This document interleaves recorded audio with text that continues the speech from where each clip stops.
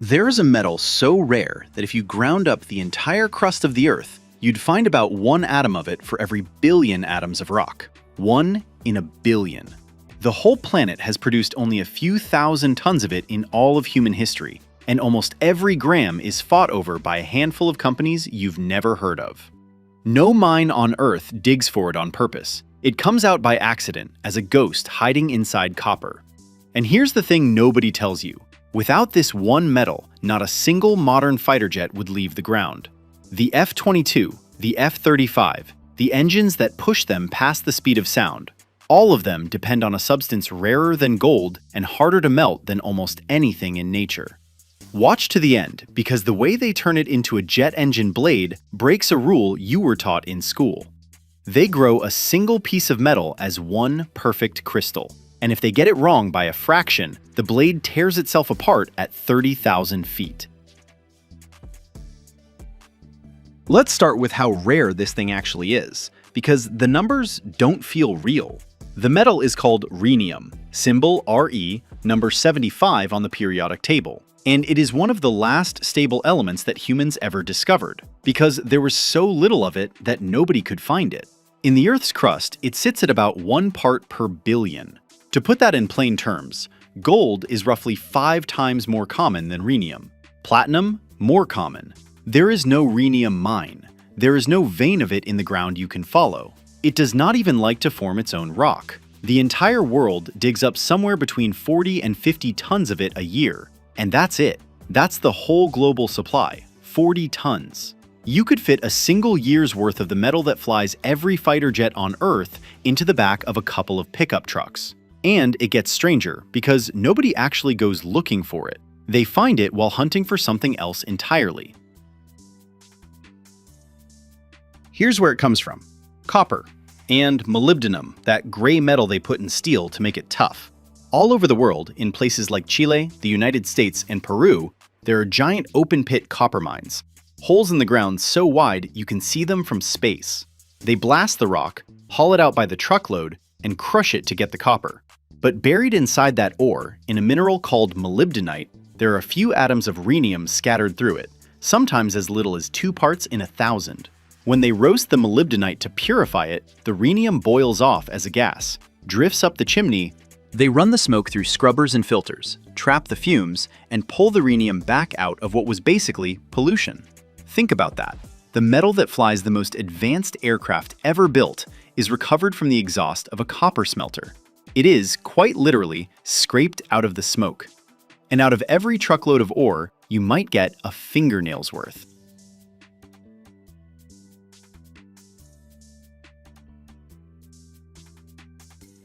So why go to all that trouble? Why fight over a few tons of gray metal scraped out of a chimney? Because of one number. Rhenium melts at 3,186 degrees Celsius. Let that sink in. Steel turns to liquid at around 1,500. Most metals are long gone before you get near rhenium's melting point. Out of every element in nature, only tungsten holds out longer against heat. And inside a jet engine, heat is the entire problem. When a fighter jet's engine is running at full throttle, the gas blasting through the hot section reaches around 1,470 degrees Celsius. Here's the insane part. That gas is hotter than the temperature at which the engine's own metal blades start to melt.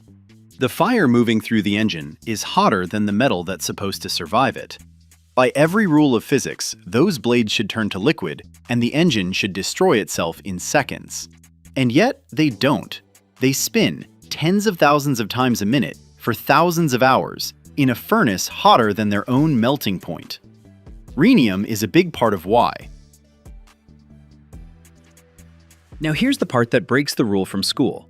Take a normal piece of metal, a steel bar, a copper pipe, anything. Look at it under a microscope and you'll see it's not one solid thing. It's made of millions of tiny crystals called grains packed together like a bag of gravel. And the lines where those grains meet, the grain boundaries, are the weak spots. Under enough heat and force, metal slowly stretches and creeps along those boundaries until it fails. Inside a jet engine, where the blades are spinning hard enough to feel a force thousands of times their own weight, in heat past their melting point, those boundaries are a death sentence. So the engineers did something that sounds impossible. They got rid of them. They grow each turbine blade as a single crystal. One. The molten superalloy, packed with rhenium, is poured into a mold and cooled with brutal precision, pulled out of the furnace so slowly that the metal solidifies as one continuous crystal from bottom to top, with no grains and no boundaries anywhere inside it. A single blade, no bigger than your hand, is one unbroken crystal of metal, and rhenium is what makes it survive. The rhenium atoms are huge and they move incredibly slowly, so they jam up the inside of the metal, locking it in place and stopping it from creeping under the heat. A blade with 3 to 6% rhenium can take temperatures 60 degrees higher than one without it. 60 degrees that decides whether a fighter jet flies or falls. So where does all this go? Into the hottest, most punishing place in any aircraft, the high-pressure turbine, right behind the flame. The F-15 and F-16 fly on blades with about 3% rhenium. The newer ones, the F-22 Raptor and the F-35, use single crystal blades with 6%. The third generation, the best money and chemistry can build. The same alloys spin inside the engines hanging under commercial airliners, the CFM engines that move millions of people across oceans every single day. Every one of those blades was grown as one crystal, seeded with a metal scraped out of copper smoke, a metal so scarce the entire world makes less of it in a year than a steel mill makes before lunch. And that's the strange truth of rhenium. 70% of everything ever produced gets melted into these blades and bolted into the fire of a jet engine, where it'll spin past the speed of sound and never be seen by the people whose lives depend on it. Nobody minds it. Nobody plans for it. It falls out of the sky as smoke from a copper plant, and it ends up holding the fastest machines humans have ever built together against a fire hotter than the metal itself. If this changed how you see what's hiding inside a jet engine, hit subscribe, and I'll show you the next material most people never even know exists. This is the biggest warship the world has ever scrapped. 1,100 feet of steel, 90,000 tons. And buried deep inside the hull, where no torch can just cut its way in, sit 8 nuclear reactors. Not 2, 8. This was the first nuclear aircraft carrier ever built, and taking it apart is turning out to be harder than building it. The Navy now says the job will swallow more than $1 billion and stretch past 15 years. 15 years to take one ship apart. Here's the thing nobody tells you. Before a single saw touches that hull, the most dangerous part has to come out first, and it has to come out in one piece. Watch to the end, because the way they handle those reactors is the part the press releases skip right over. Let's back up and look at what they're actually dealing with. The USS Enterprise. The crew called her the Big E. She slid into the water back in 1961, the first carrier on Earth to run on atoms instead of oil. And for over 50 years, she sailed every ocean we've got. Then, in 2012, the Navy pulled her out of service for good. And that's where the real problem started. Because you don't park a nuclear ship in a field and walk away. Every system on board has to be drained, stripped, and made safe. First come the weapons and the classified gear, ripped out and hauled off under guard. Then the fuel oil, the hydraulic fluid, the lubricants, thousands of tons of liquid that can't just be dumped. Asbestos gets pulled from the walls, PCBs, lead, every toxic thing built into a Cold War warship. All of it tagged and bagged. And only after the ship is gutted and clean can anyone start thinking about the reactors. That alone takes years before the hard part even begins. Think about the scale of it for a second. This ship was a floating city. She had her own power plant, her own hospital, her own water-making machines, miles of cable running through her like veins. 4.5 acres of flight deck up top, 2,000 compartments below. Stripping a building that size would be a job on its own, and this building floats, and parts of it are radioactive. And every bolt of it was designed by the military to survive a torpedo. Nothing about pulling her apart is easy. Nothing about her was meant to come apart at all. So why is this one ship such a nightmare? 2 words: 8 reactors. A modern Nimitz-class carrier runs on 2. The Enterprise was the prototype, the first of her kind, and the engineers of the late 50s weren't sure 2 would be enough to push a ship this size. So they packed in 8 smaller reactors instead, each one feeding the turbines, all of them crammed into the belly of the hull. That made her fast, and it made her legendary. It also made her a problem nobody had ever faced: because now every one of those 8 has to be defueled, shut down cold, and dismantled. The good news, and it's real, is that the defueling is already done.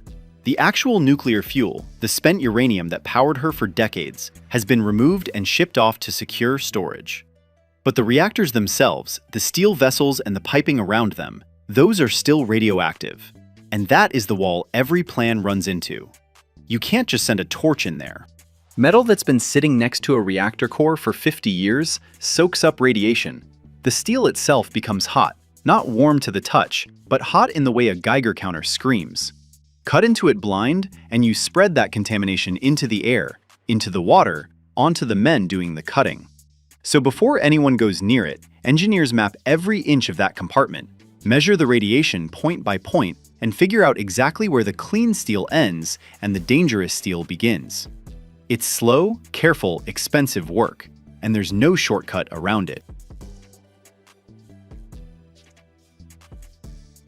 Here's where it gets strange, and here's the part the headlines breeze past. The reactors don't get cut up on site like the rest of the ship. They get removed whole.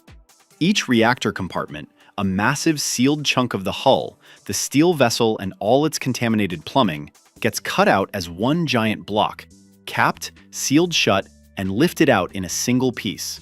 We're talking pieces that weigh hundreds of tons each, hoisted by some of the largest cranes on the planet. They go on a barge. For the Navy's submarines, those reactor compartments travel by water all the way to a desert site in Washington state, a guarded trench called Trench 94, where they're buried in the ground to sit for thousands of years. The Enterprise is bigger, more complex, and the Navy is still deciding whether to send her to a government yard or hand her to a commercial shipyard. But the principle is the same.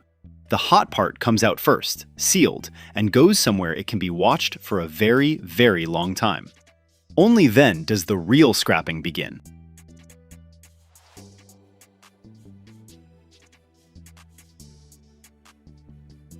Now the ship is finally just a ship. A hollow shell of steel, no fuel, no reactors, no poison left inside. And this is where it turns into the biggest recycling job you'll ever see. They float her into a dry dock, pump the water out, and the carrier sits there, exposed, keel to flight deck, like a beached whale made of metal. Then the torches come out. Workers in cutting gear swarm the hull, slicing it apart section by section, plate by plate. The way you'd take apart an engine, but on a scale that's hard to even picture. The flight deck comes off, the hangar bays come down, the island, that tower where the captain stood, gets carved away. Every piece gets sorted, and the numbers are staggering. A carrier this size holds somewhere between 60 and 90,000 tons of steel and metal, and almost all of it can be recycled. That steel goes back to the mills, gets melted down, and comes out again as rebar, as beams, as the bones of new buildings and new cars. A warship that once carried 5,000 sailors ends its life as the frame of a parking garage you'll drive through without ever knowing. And it isn't just steel. There's copper in the wiring, thousands of tons of it, worth a fortune on its own. There's bronze, aluminum, brass fittings, and deep in her belly, 4 bronze propellers, each one the size of a house, each one worth millions just in raw metal. By the time they're finished, almost nothing is left to throw away. A ship that cost billions to build gets weighed, sorted, and sold off by the ton.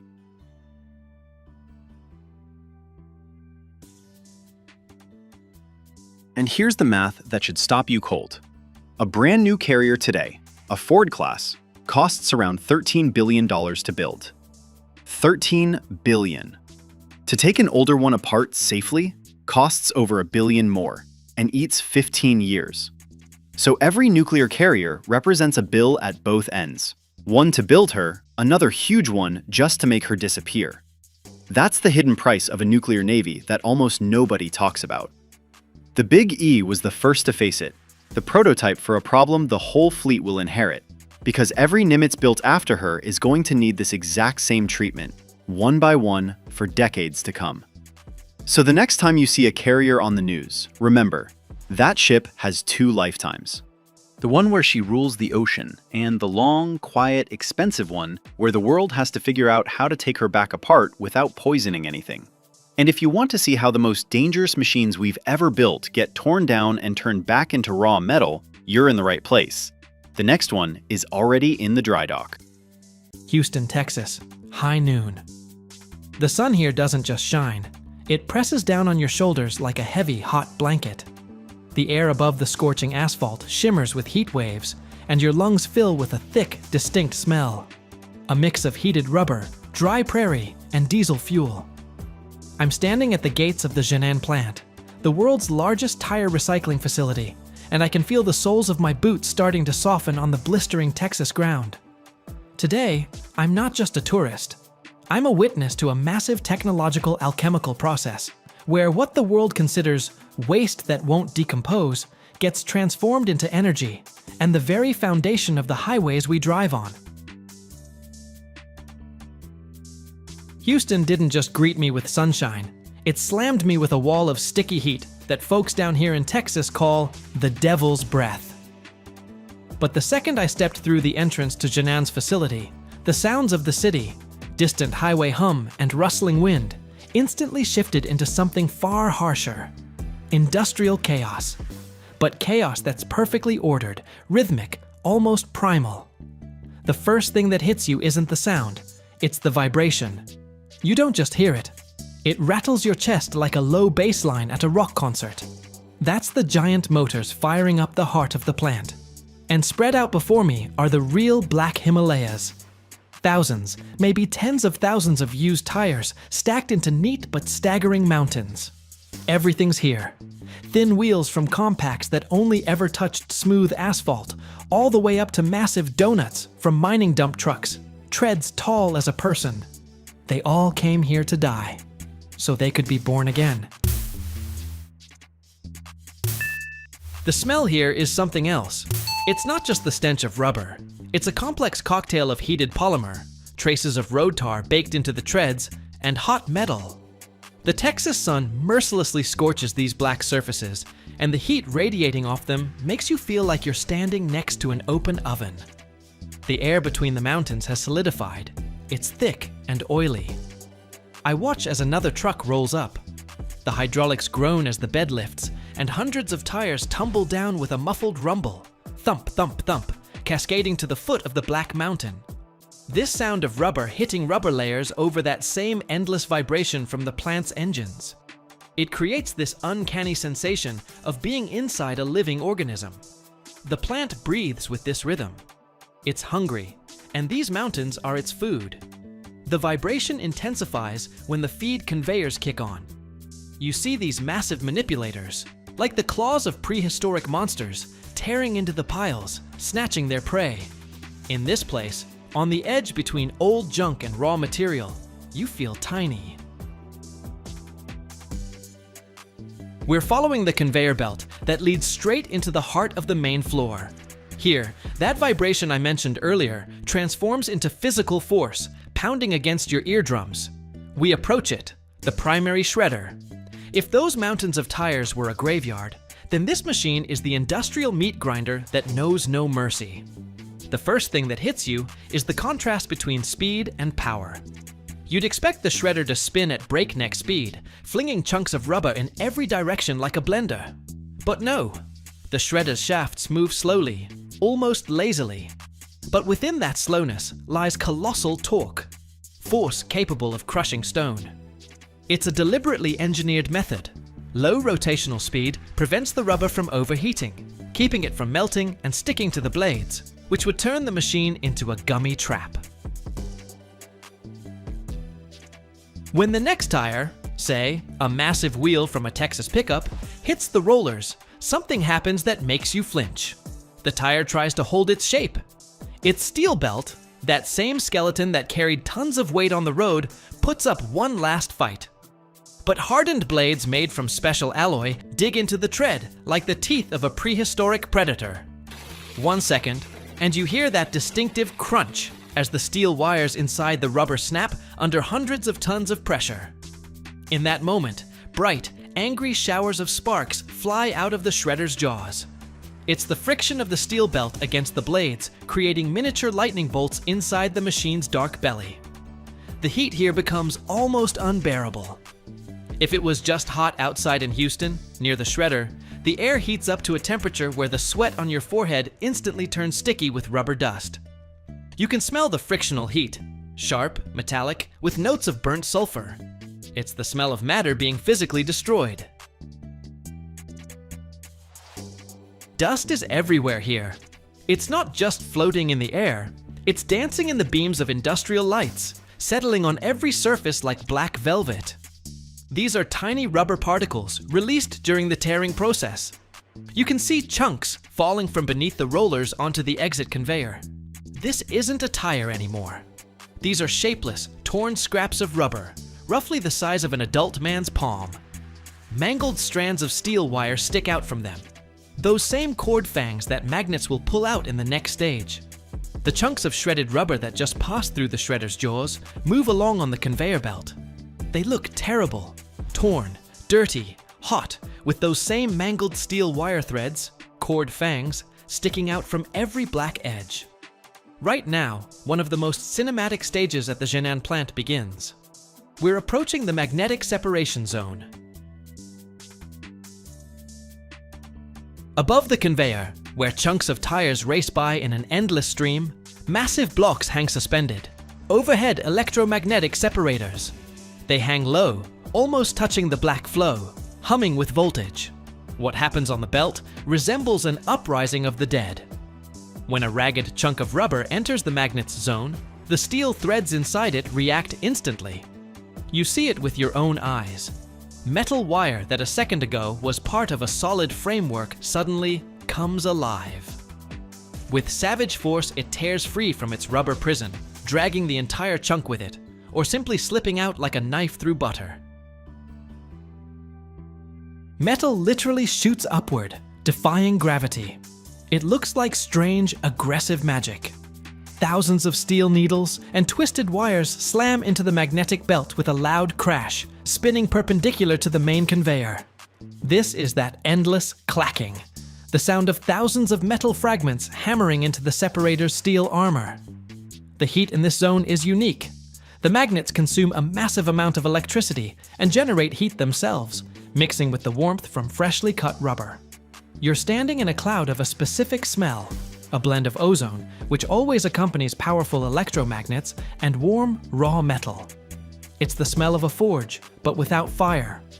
Look to the left of the main conveyor. Another mountain is growing there, a mountain of pure steel.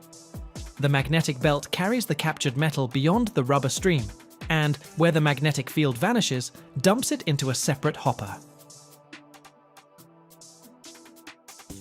You're looking at springs coiled into spirals, long sharp needles, tiny metal chips.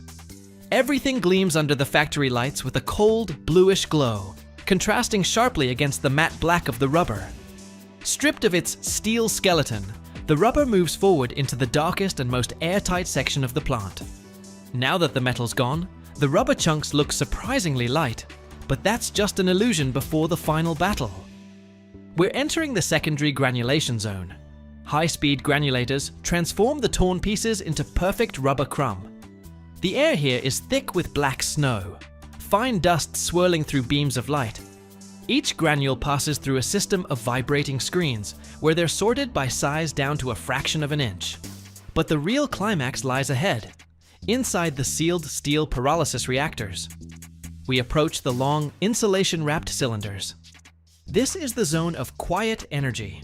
There's no open flame here, but inside, hellish heat reigns, 850 degrees Fahrenheit. The key secret? Total absence of oxygen.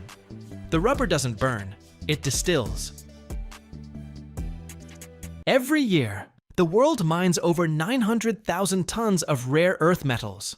Without them, not a single smartphone, electric car, or wind turbine would work. But there's one place where most of them are born.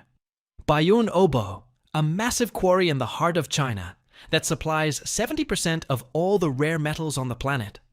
Here, the earth glitters with metallic dust, and every dump truck hauls raw material for the future. But behind this shine hides a dark truth. Lakes of toxic waste, and the price nature pays for technological progress.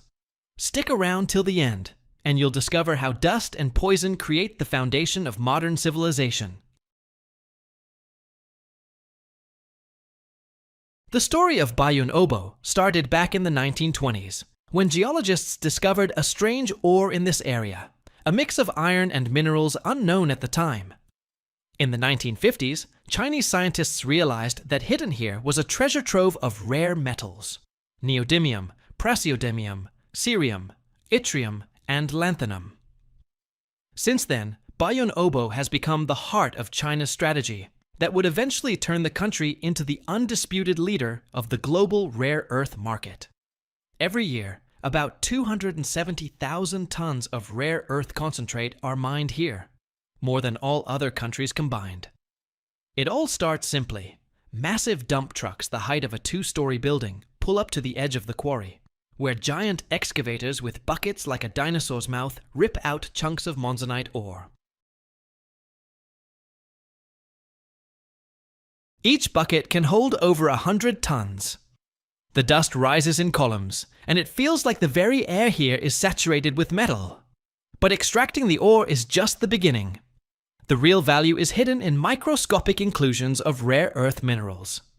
Their share in the rock is only a few %, so after extraction, the ore is crushed and sent to processing plants, where a complex chemical story begins. First, the ore is ground to dust, then subjected to flotation, a process where particles suspended in water are separated using reagents. Rare earth particles stick to air bubbles, rise to the top, while the rest settles to the bottom. This is just the first step, because the concentrate still contains plenty of impurities: iron, calcium, fluorine. Next comes chemical extraction, which transforms the concentrate into high-purity oxides. This is an extremely complex process. In specialized reactors, the ore is treated with acids, usually sulfuric or hydrochloric, sometimes with the addition of fluoride compounds. After this, the resulting solution is separated into fractions using organic solvents. Each element, neodymium, praseodymium, cerium, has its own chemical quirks, so the process requires dozens of sequential cycles of extraction, precipitation, filtration, and drying. It's these oxides that then go into the production of permanent magnets, the main consumer of rare earth metals. For example, one iPhone might contain less than 1/10,000th of an ounce of neodymium in the speakers and vibration motor. In a modern wind turbine, nearly 1,400 pounds of this element. And here's the wow fact: just 1 gram of neodymium can provide a magnet for a turbine that generates electricity for roughly 1,000 homes. It sounds like an energy miracle, but it has a flip side. The problem is that chemical processing of rare earth ores is extremely toxic. Every gram of pure metal means tons of waste. In the Baotou area, near Bayun Obo, real waste lakes have formed. Black, acidic bodies of water where radioactive elements, fluorides, and heavy metals accumulate. They're visible even from satellite. Even with modern cleaning technologies, chemical processes leave their mark on the environment. Local residents tell stories that, over the past decades, dust from the quarry and processing plants has changed the soil color, and grass around the area has been growing worse. However, the Chinese government is taking measures, implementing closed-loop water systems, controlling acidic runoff, and converting some facilities to new, green technologies, where instead of traditional acids, they use ionic solutions and membrane separation. All this is being done not just for environmental reasons, but also because China aims to maintain its dominance in the global rare earth metals market. Today, it accounts for 70% of global production and over 90% of finished oxide and magnet production. Other countries, the US, Australia, Vietnam, Malaysia, are trying to develop their own deposits, but they haven't come close to Chinese scales yet. Bayun Obo has become more than just a quarry. It's a symbol of the technological era, where Earth transforms into smartphones and ore becomes electric wind. Right here, among mountains of metallic dust, the elements that power digital civilization are born. There's a certain irony in this. In the quest to create a green future, humanity has become dependent on one of the dirtiest industries. Magnets for electric cars and turbines, batteries, solar panels. All of this requires metals extracted from places like Bayun-Obo. And the greater the demand for clean energy grows, the deeper this giant wound in the earth becomes. Despite this, for China, Bayun-Obo is a source of national pride. Thousands of people work here, and the territory itself is equipped with modern infrastructure. Conveyor systems, automated drilling rigs, chemical plants that operate almost without human involvement. On the surface, sensors are installed that track air composition, and in reservoirs, pollution levels are monitored in real time. Every dump truck descending into the quarry is part of a giant machine that supplies the world with energy, data, and sound. And when we hold a lightweight smartphone in our hands, it's worth remembering that a piece of this device, maybe even that very magnet in the speaker, was once dust in the Mongolian desert. Neodymium is one of the most famous, and at the same time, most mysterious rare earth metals. It's a silvery white, shiny, fairly soft metal that easily oxidizes in air, so it's usually stored under a layer of oil, or in an inert atmosphere. Sounds unremarkable, but this element has become the quiet engine of the modern technological revolution. Without neodymium, wind turbines, electric cars, headphones, laptops, and even rockets wouldn't work. In pure form, neodymium doesn't have the magnetic properties it's valued for. They appear when it's combined with iron and boron, forming an alloy. This is the material used to make the most powerful permanent magnets on Earth. One neodymium magnet can hold weight hundreds of times its own. In industry, it's called a supermagnet, and for good reason. It's what makes compact electric motors, miniature speakers, and highly efficient generators possible. One study indicates that between 2001 and 2021, Bayun-Obo supplied about 60% of neodymium from China's total neodymium extraction. On one hand, Bayun-Obo is a remote, harsh, and dusty place. On the other, it evokes an almost magnetic curiosity in those who want to see what modern civilization looks like in its raw material form. Bayun-Obo today is not just a mine, but an entire complex with its own small town, a rare earth elements museum, and even a special viewing platform from which you can see the giant pit going hundreds of feet deep. The flow of tourists here is small by Chinese standards, but steady. These are mainly engineers, geology students, bloggers, eco-tourists, and those fascinated by industrial landscapes. In 2019, local authorities even declared Bayun-Obo part of the Industrial Heritage of Inner Mongolia route to show how mining and processing have transformed the region. In tourist brochures, this place is called the heart of the rare earth planet. The road to the quarry leads through endless plains and low hills, where the wind almost never stops. The air carries the smell of metal, and from a distance, the quarry looks like a giant amphitheater, where Earth plays the starring role. Tourists aren't allowed close to the mining zone. It's too dangerous, but there are several safe spots from which you can take photos. The most striking moment is when quarry dump trucks slowly move at the bottom of the pit. They look like toys. The scale is so massive. What if I told you that a high-speed train wheel experiences temperatures hot enough to make metal glow, and still can't afford to fail? Why must this piece of steel withstand tests that would destroy any car wheel in seconds? There's a reason almost nobody suspects, and if you stay with me through to the finale, you'll discover the secret process that forces the wheel to survive where other metal simply melts. But first, tell me, does your country actually manufacture railway wheels, or are they imported? A train rockets down the tracks at over 186 miles per hour. At that speed, an ordinary wheel would simply disintegrate. Why? Because it has to withstand not just weight, but a whole series of inhuman trials. The material is everything.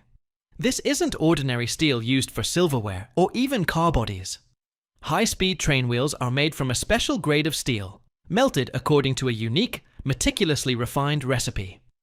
This recipe is a combination of iron with specific alloying elements, manganese, silicon, chromium, molybdenum, that give the steel extraordinary strength, toughness, the ability to absorb impacts without failing, and endurance. Beyond that, this steel must be as pure as possible, free of any foreign impurities that could become a weak point. After the special steel is melted in massive metallurgical furnaces, it's poured into molds to create large steel billets, what we call slabs or blooms. But that's just the beginning. The real transformation starts in the forging shop. This is where one of the most powerful forging presses comes into play, along with specialized forging machines. The billet, heated until it glows bright yellow or red, that's around 2000 degrees Fahrenheit, is fed under the press. The process involves multi-stage forging. It's not a single strike, but rather a whole series of controlled pressures and rotations. The giant hammers, or jaws of the press, slowly, yet with unstoppable force, flatten and shape the red-hot metal. First stage, the billet is compressed to give it a rough circular shape, densifying the metal and eliminating internal voids. Second stage, the material is flattened and rolled, forming a disc with a central hole. This is where the future wheel's outline begins to emerge, with its rim, disc, and hub. This directional metal flow shapes its internal fibrous structure, making the wheel exceptionally strong in the required directions. Forging, unlike casting, transforms steel's microstructure. It compresses the metal's grains, eliminates casting defects, and creates a directional fibrous structure that gives the wheel exceptional strength and fatigue resistance. It's like an athlete's muscles. After training, they become stronger and more resilient. Why such complexity? Because high-speed train wheels operate under extreme conditions that are hard to imagine. When moving at speeds over 186 miles per hour, the wheel's surface heats up from friction against the rails and brake pads to nearly 2000 degrees Fahrenheit. That's the temperature at which metal begins to glow red and change its properties. And this heating isn't constant. It's cyclical. Heating during acceleration and braking, cooling during movement. The material must withstand these constant temperature fluctuations without forming microcracks, which over time can lead to failure. Each pair of wheels carries a load of dozens of tons. A single railcar can weigh between 50 and 70 tons, and this weight is distributed across just 4 wheels, that is, 2 wheel sets. This creates constant pressure acting on the wheel. The train doesn't ride on a perfectly smooth surface. It crosses rail joints, uneven sections, and switches, which generate continuous impact loads. The wheel must be incredibly tough to absorb these shocks without cracking or breaking apart. After forging, the wheels aren't finished yet. They undergo complex heat treatment, which is key to developing their final properties. The wheel centers, the discs that connect the hub to the rim, are hardened. Hardening is a process of heating steel to high temperatures, then rapidly cooling it. This makes the metal harder and stronger. But hardening makes the metal brittle, so it's always followed by tempering, reheating to a lower temperature with slow cooling. Tempering reduces brittleness and improves toughness while maintaining high strength. This combination of hardening and tempering creates the ideal steel microstructure that can withstand extreme operating conditions. But even after all these complex processes, no wheel reaches the rails without brutal yet necessary testing. Every single wheel, without exception, undergoes ruthless inspections. Ultrasonic testing. It's like medical ultrasound diagnostics, but for metal. Special sensors send high-frequency ultrasonic waves through the wheel. If there's even a microscopic crack, void, or defect inside, the ultrasonic wave bounces off it and creates an echo that the instrument captures. This method allows us to see internal defects without destroying the wheels. A defect the thickness of a human hair is already grounds for rejection. Magnetic particle inspection. The wheel gets magnetized, then its surface is coated with fine ferromagnetic powder. If there's a crack, even one invisible to the naked eye, it distorts the magnetic field, and the powder concentrates along that crack, making it visible. This reveals even the tiniest surface defects that could become failure points during operation. Only wheels with perfect structure and zero defects are cleared for installation on high-speed trains. This isn't engineering perfectionism. It's about the safety of thousands of passengers who trust their lives to these metal giants. While the United States isn't leading high-speed rail development like China or Japan, its rail network remains one of the world's largest, and American manufacturers have extensive experience producing high-quality wheels for various rolling stock, passenger trains, freight locomotives, and switching equipment alike. Unlike the automotive industry, where thousands of companies manufacture parts, the railroad wheel manufacturing market in the US is significantly more concentrated. This is a highly specialized field, requiring massive investments in metallurgical equipment, forging presses, and quality control systems. The two main and most powerful players in the North American railroad wheel manufacturing market are Amstead Rail and KF USA. While KF is a Spanish company, it maintains production facilities in the United States to meet local demand. Previously, other major manufacturers existed, but the market has consolidated.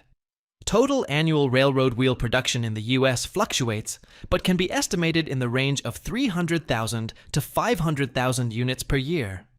This figure includes wheels for all types of rolling stock.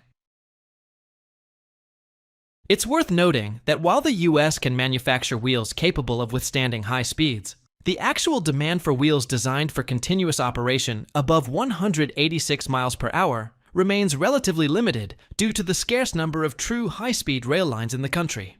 For instance, Amtrak's Acela Express trains, running along the Northeast Corridor, reach speeds up to 150 miles per hour on certain segments, but not beyond the aforementioned threshold of 186 miles per hour, which requires specific material and design standards. However, US wheel manufacturing technologies and standards do enable production that meets international requirements for high-speed trains should the need arise. From a material standpoint, American manufacturers, like their global counterparts, utilize specialized grades of carbon steel alloyed with manganese, silicon, and other elements to achieve the necessary strength, wear resistance, and toughness. Forging, heat treatment, and non-destructive testing processes are standard and comply with the highest international safety and quality benchmarks.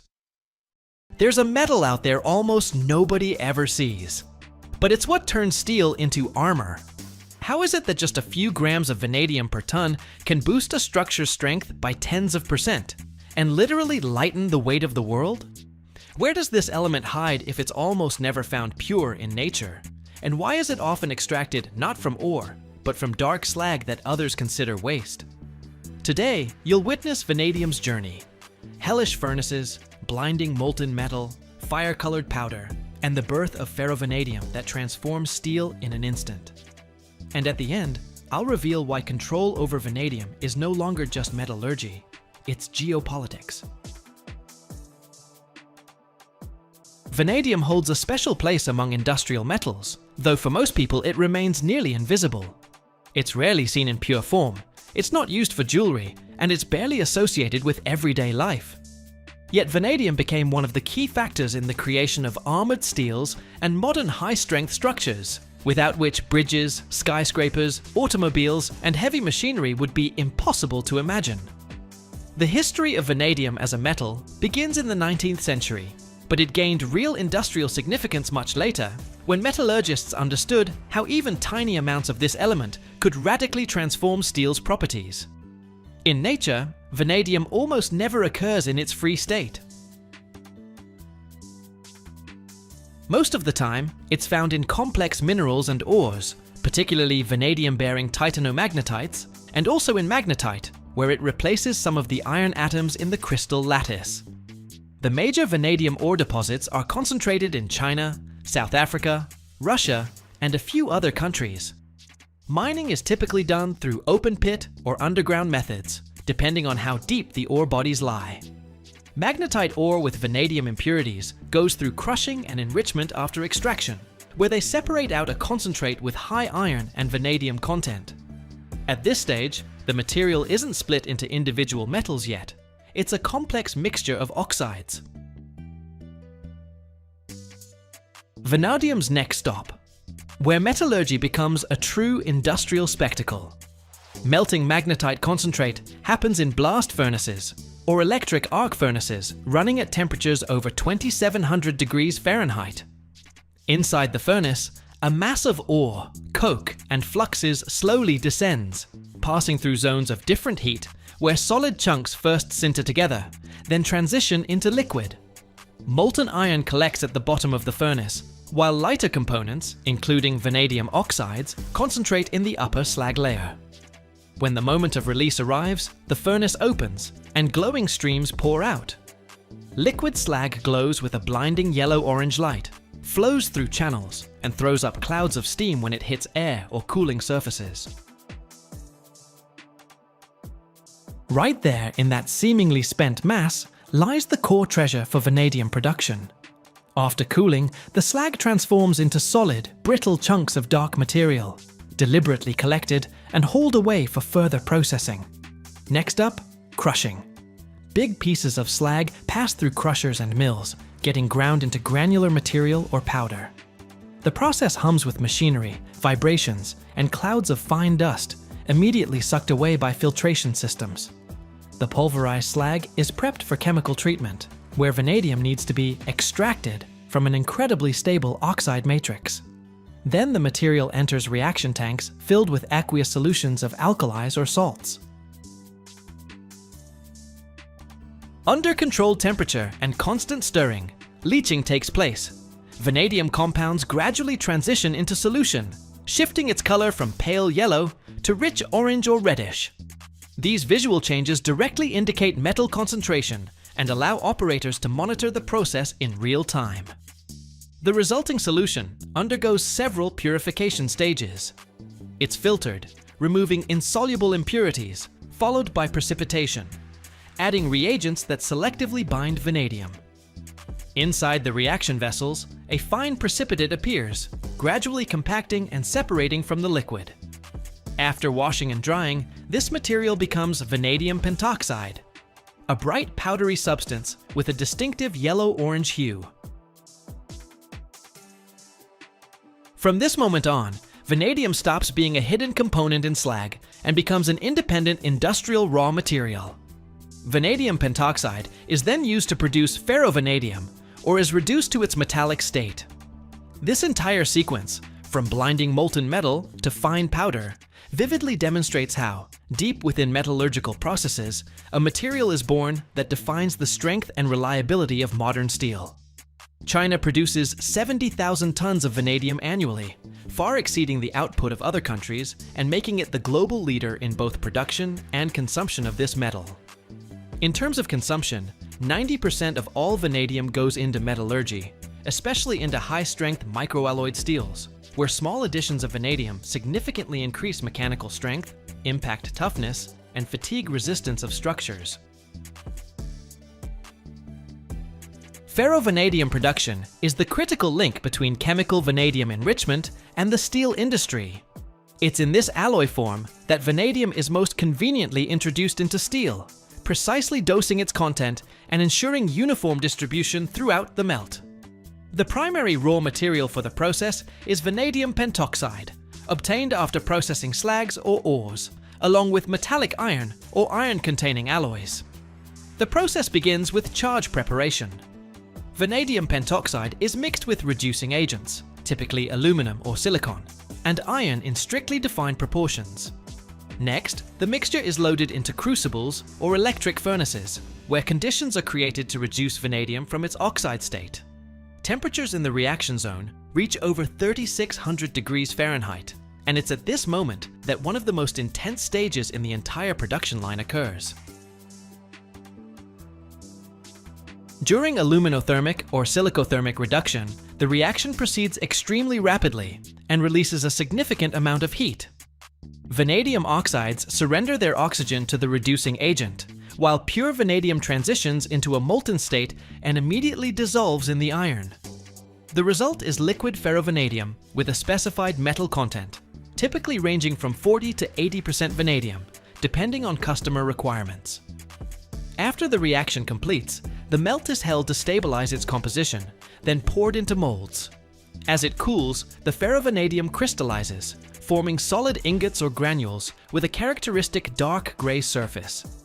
The material is then crushed to a convenient size, packaged, and shipped to steel mills. The main value of ferrovanadium lies in its predictable behavior in molten steel. It dissolves quickly, is barely lost during melting, and allows precise control over microalloying. That's exactly why ferrovanadium became the standard form of vanadium supply for producing high-strength steels, from building structures to automotive components and armored products. The key feature of vanadium is that it works in microdoses. To get a noticeable effect, just tenths or even hundredths of a percent are enough. This means that for 1 ton of steel, only grams of vanadium are used, but those grams can boost yield strength, toughness, and durability by tens of percent. At the scale of millions of tons of steel, this delivers massive savings in metal, energy, and transportation costs. That's exactly why vanadium is often called the metal that lightens the weight of the world. Few people realize that vanadium also plays a role in long-term durability. Its compounds slow down grain growth at high temperatures and under repeated loading. This means structures made with vanadium steels age more slowly, handle cyclic loads better, and withstand sudden temperature swings. In real-world conditions, that translates to years of extra service life without repairs. Vanadium has become a critically important metal for infrastructure, and many countries have added it to their strategic materials lists. Control over vanadium flows means control over steel quality, and therefore over construction, transportation, and defense capabilities. This factor is increasingly shaping the geopolitics of metals. Imagine a metal that looks like a liquid, moves on its own, and for centuries was thought to be the key to immortality. What if this very substance drove scientists insane, killed entire cities, and still hides underground today, waiting for human error? Every year, the world produces and isolates thousands of tons of this stuff. But the real danger isn't in the numbers. It's that mercury never disappears. It migrates, it accumulates, it comes back. From alchemists who breathed in its vapors to tragedies born from normal water and fish, this is the story of a metal humanity called poison way too late. Stick around till the end, and you'll learn why even today, mercury isn't seen as a resource. It's a threat you can't just bury. In ancient civilizations, people knew about mercury long before they understood how dangerous it was. They found it in nature as cinnabar, a bright red mineral that released mercury when heated. Chinese alchemists thought it was an ingredient for immortality. Egyptians used it in rituals. Romans put it in mirrors and cosmetics. Spoiler, none of this ended well. But back then, nobody was reading safety labels. In medieval times, mercury became the star of alchemy. It symbolized change and transformation because it could be both metal and liquid at the same time. Alchemists believed it was the key to making gold. They breathed its vapors, touched it with bare hands, mixed it with other substances, and genuinely wondered why their hands were shaking, their memory was failing, and weird psychological symptoms were kicking in. That's how the mad scientist trope was born. No memes required, just real consequences. The modern era brought mercury an even bigger upgrade. It was used in thermometers, barometers, manometers, fluorescent lamps, batteries, switches, and even medicine. Yep, doctors once prescribed mercury as medication, for infections, even for bad moods. The biggest fail? Treating syphilis with mercury ointments. The disease might not go away, but poisoning was guaranteed. Who remembers mercury thermometers? Drop a comment if you've got one. It was in the 20th century that humanity started to collectively realize mercury wasn't just weird, it was genuinely dangerous. It's toxic in any form, but especially sneaky because it evaporates easily and builds up in your body. Nervous system damage, coordination problems, memory loss, vision issues. This isn't some thriller script, it's what chronic mercury exposure actually does. The phrase "mad as a hatter" didn't come out of nowhere. Hat makers used mercury compounds, and craftsmen literally lost their minds. Then there's the dark chapter of ecology. Mercury doesn't disappear, it migrates. When it hits water, it transforms into methylmercury and enters the food chain. Fish eaten by fish eaten by humans, and suddenly the toxins inside you. The tragedy of the Japanese city of Minamata became the symbol of this problem. Mass poisoning affecting thousands of people proved that a little mercury is a myth. In the mid-20th century, in the Japanese coastal city of Minamata, a chemical plant spent years dumping wastewater loaded with mercury compounds into the bay. The water looked normal. Fish were biting. Life went on, until people started getting mysteriously sick. First came the seizures, tremors, loss of coordination, speech problems. Then, paralysis, blindness, death. Mercury hit children especially hard. Infants were born with severe nervous system damage, even though their mothers often showed no obvious symptoms. The culprit was methylmercury, accumulating in fish and shellfish, the foundation of the local diet. The toxin didn't disappear or dilute. It intensified at every level of the food chain. For decades, the company and authorities denied responsibility, while victims fought not just disease, but indifference. Minamata showed the world a simple, brutal truth. Even minimal doses of mercury can have catastrophic consequences when they become part of the environment. It was the end of the illusion of safe mercury. Mercury deposits exist today, but attitudes toward them are radically different from centuries past. The primary natural source of mercury remains cinnabar, a bright red mineral, mercury sulfide, which forms in hydrothermal deposits, often near volcanic zones, and fractures in the Earth's crust. It's from cinnabar that metallic mercury was historically obtained through roasting, and this process has remained virtually unchanged technologically. What changed were the scale and the regulations.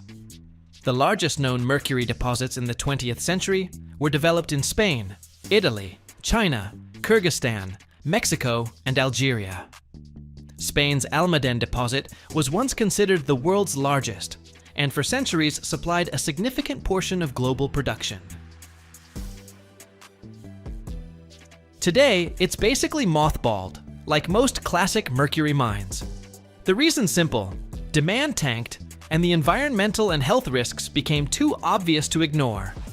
China remains the main mercury producer now, but even there, extraction volumes are way lower than in the past. Many countries aren't opening new deposits. They're working with existing stockpiles or secondary mercury recovered from industrial waste recycling and dismantling old equipment. The world has essentially shifted from active mining to a mode of control and reduction. Modern mercury deposits are increasingly viewed not as a future resource, but as a problem that needs to be safely isolated. Some deposits get shut down, others are reclassified as geological landmarks or monitoring sites. Mercury still sits deep within the planet's core, but its story as a strategic metal is nearly over. Now it's an element humanity handles with extreme caution. Underground mercury ore extraction in China typically starts with a narrow portal carved into rock, the entrance to a mine shaft. It might look like a dark rectangle in stone, reinforced with concrete or metal frames. Inside, a tunnel several yards wide, where small mining vehicles can pass through or conveyor belts can run. The working space is cramped and low. The ceiling's propped up with beams, the walls damp, streaked with reddish or dark brown veins of cinnabar. Lighting: cold fluorescent lamps casting harsh shadows.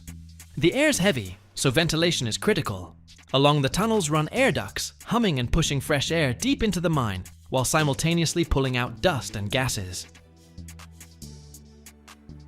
The ore itself is extracted using drill and blast or mechanical methods. First, drilling rigs bore a series of holes into the rock. It looks like rhythmic metal biting into stone. Then, if blasting is used, minimal charges are placed in these holes. The explosions are controlled, small. The goal isn't to destroy everything, but to peel away the rock. After that, the tunnel fills with dust that settles for minutes, while ventilation runs at full blast. Next, mechanization takes over. Front-end loaders rake up the broken rock, or gather it in buckets and dump it into mine cars or onto a belt conveyor. The stone looks uneven, with flecks of red. That's cinnabar, the main target. People try not to touch the ore with bare hands unless they have to. The dust is dangerous, so workers wear respirators, thick coveralls, gloves. How strictly this is enforced depends heavily on the specific operation. If it's a semi-underground or open-pit mine, the picture is different. There you'll see step-like benches cut into the rock where equipment moves around.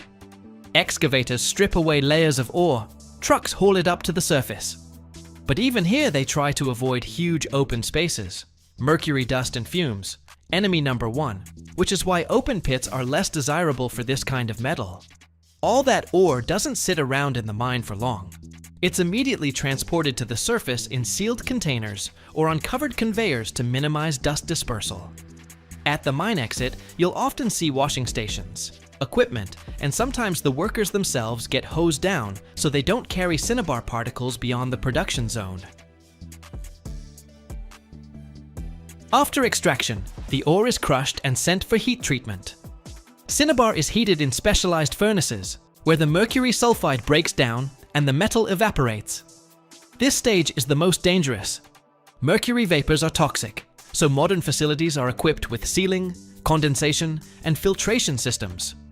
The vapors are cooled, after which the mercury transitions to a liquid state and is collected in sealed containers. Formally, all these processes are supposed to occur in a closed loop with no emissions into the environment. In practice, this is where the biggest questions arise. At large state-run or licensed operations, oversight is stricter. There's air monitoring, waste disposal protocols, and tracking of every kilogram of metal. At smaller or semi-legal operations, the risks are significantly higher, and these have historically been the source of local contamination and poisoning.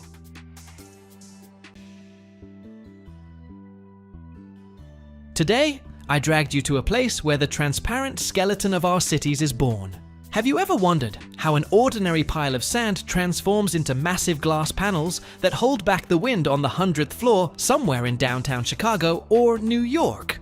It's a genuinely cool story about how we learned to tame fire and sand to make things that look fragile but can actually withstand the impact of a small truck. We're at a super-strength glass manufacturing plant, and there's real industrial energy all around us here. Forget about that brittle glass that shatters from an accidental breath. Today we're talking about a material that's the foundation of modern architecture and safety.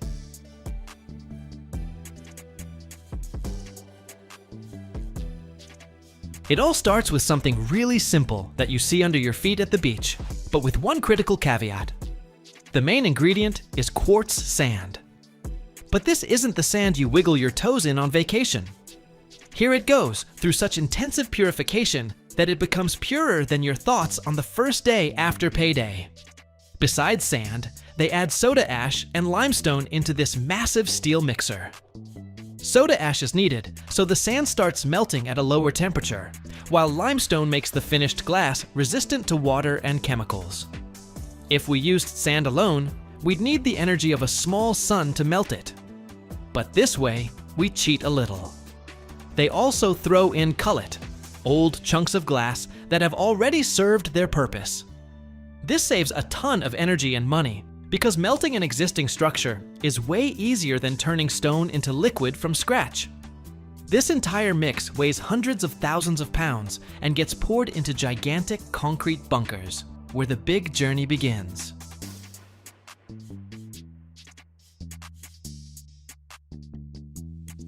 Now we're approaching the hottest point of our journey, the furnace. This is a massive structure as tall as a 3-story building that runs non-stop for years. If you shut this furnace down even once, it would simply destroy itself, because the molten mass inside would solidify and tear the walls apart. Inside, it's a real inferno. 2,900 degrees Fahrenheit. It's so hot that if you stood nearby without special mirrored protection, your eyebrows would vanish in a second. Natural gas roars in the burners, creating an incredible noise that vibrates your bones. The mixture of ingredients slowly transforms into a viscous, fiery liquid that looks like super hot honey or lava from a volcano. This liquid slowly flows through a refractory channel to the next stage, one that forever changed the entire industry.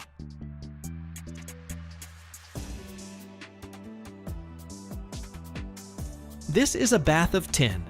That's right, glass literally floats on the surface of molten metal. This process is called the float method. Tin is way denser than glass, so the glass mass spreads across it in a perfect mirror-smooth layer. Just look at this pool 160 feet long, filled with liquid tin. Glass comes out of the furnace and settles onto this metal, becoming perfectly flat through simple gravity. No grinding wheels or expensive polishing. Physics does all the work for us. This is where engineers set the thickness of your future window. Pull the glass faster using special rollers, and it becomes as thin as 1/8 of an inch. Slow it down, and you can get a solid panel a full inch thick that's not so easy to damage. Temperature here gradually drops to 1100 degrees Fahrenheit, and the glass starts to harden, transforming from fiery liquid into an endless ribbon.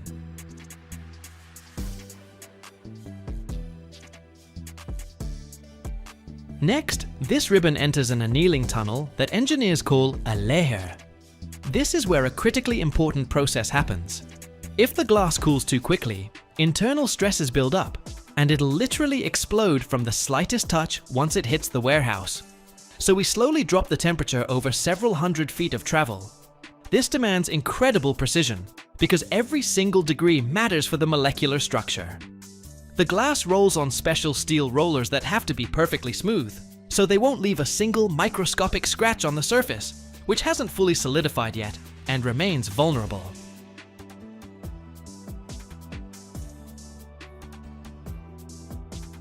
When the glass finally cools down, lasers start checking it.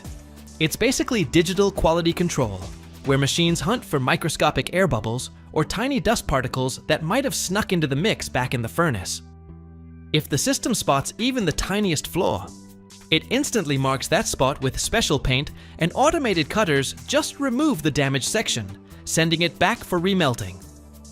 The cutters themselves work at incredible speeds. Sharp diamond rollers score perfect lines. Then mechanical arms confidently snap off sheets in the exact sizes needed. But this is just regular glass, the stuff you see in old buildings. We came here for the super strong material that holds up the weight of a skyscraper.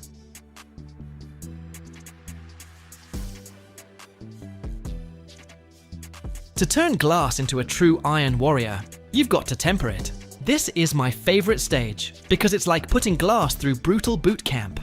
A sheet of glass gets heated again to 1200 degrees Fahrenheit, then suddenly blasted with powerful jets of cold air from both sides. This thermal shock creates massive pressure on the glass surface, compressing it, while the center stays in a tensile state. This makes the glass 5 times stronger than regular glass. If you try to hit this stuff with a heavy hammer, it might just bounce right back into your forehead. And here's the best part. When this glass finally does break under incredible pressure, it doesn't shatter into sharp daggers that can slice you up.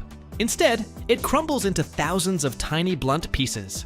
It's a global safety standard that allows us to use it in modern cars, sports arenas, and massive shopping malls.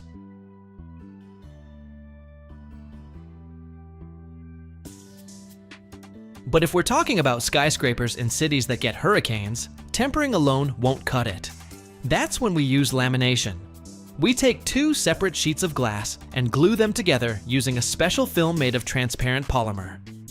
This technological sandwich gets sent to an autoclave, a massive oven under pressure, where all the air gets sucked out and the film becomes completely transparent, bonding the sheets together at the molecular level.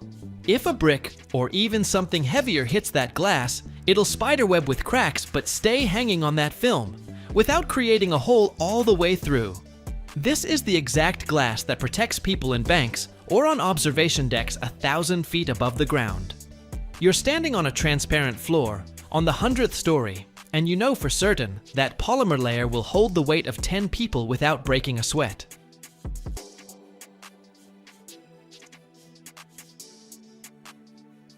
At the end of the line, we see finished steel giants being loaded onto specialized trucks. One of these sheets can weigh over 3,000 pounds, which is why people stopped using their own hands to move them a long time ago.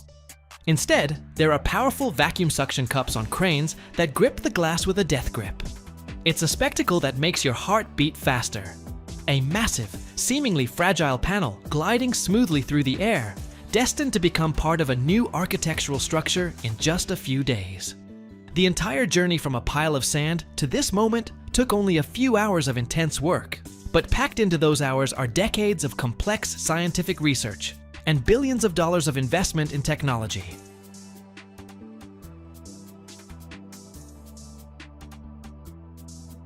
When you see skyscrapers glistening in the sun, remember, this isn't just architecture. This is frozen fire. Molten metal and sand that went through temperatures of 5,000 degrees Fahrenheit to become transparent. Glass panels withstand wind pressure of hundreds of pounds per square foot. They don't fear snow, hail, or scorching sun. This is the material of the future, getting stronger and smarter every single year. Maybe soon we'll be building entire cities from it. Cities that are completely transparent, yet tougher than the concrete boxes of the last century. We're standing at a modern asphalt plant. It smells like hot tar, heated stone, and a little bit of my morning coffee, which I nearly spilled when I saw the scale of this metal structure. Most people think asphalt is just some black goop they smear on the road, but it's actually a whole science where every pound and every degree matters. We're about to break down this process into parts and see how a pile of rocks and a barrel of sticky liquid turns into a perfectly smooth highway. It all starts at the aggregate storage yard. These are massive mountains of crushed stone and sand you see behind me. This is serious business. The rocks are sorted by size. We've got really fine screenings, and we've got fractions half an inch or even 3/4 of an inch. Why does this matter, you ask? Because asphalt is like a cake. If you put in too many big nuts and not enough flour, it'll just fall apart under your car's wheels. A special loader grabs this crushed stone and dumps it into huge steel bins. Each container holds about 10 or 15 tons of material. Then begins a long journey on a conveyor belt. This rubber track stretches for dozens of feet and carries the stone to the heart of the plant, the dryer drum. Look at this giant metal tube slowly rotating. It's about 30 or 40 feet long. Inside it, a real flame roars.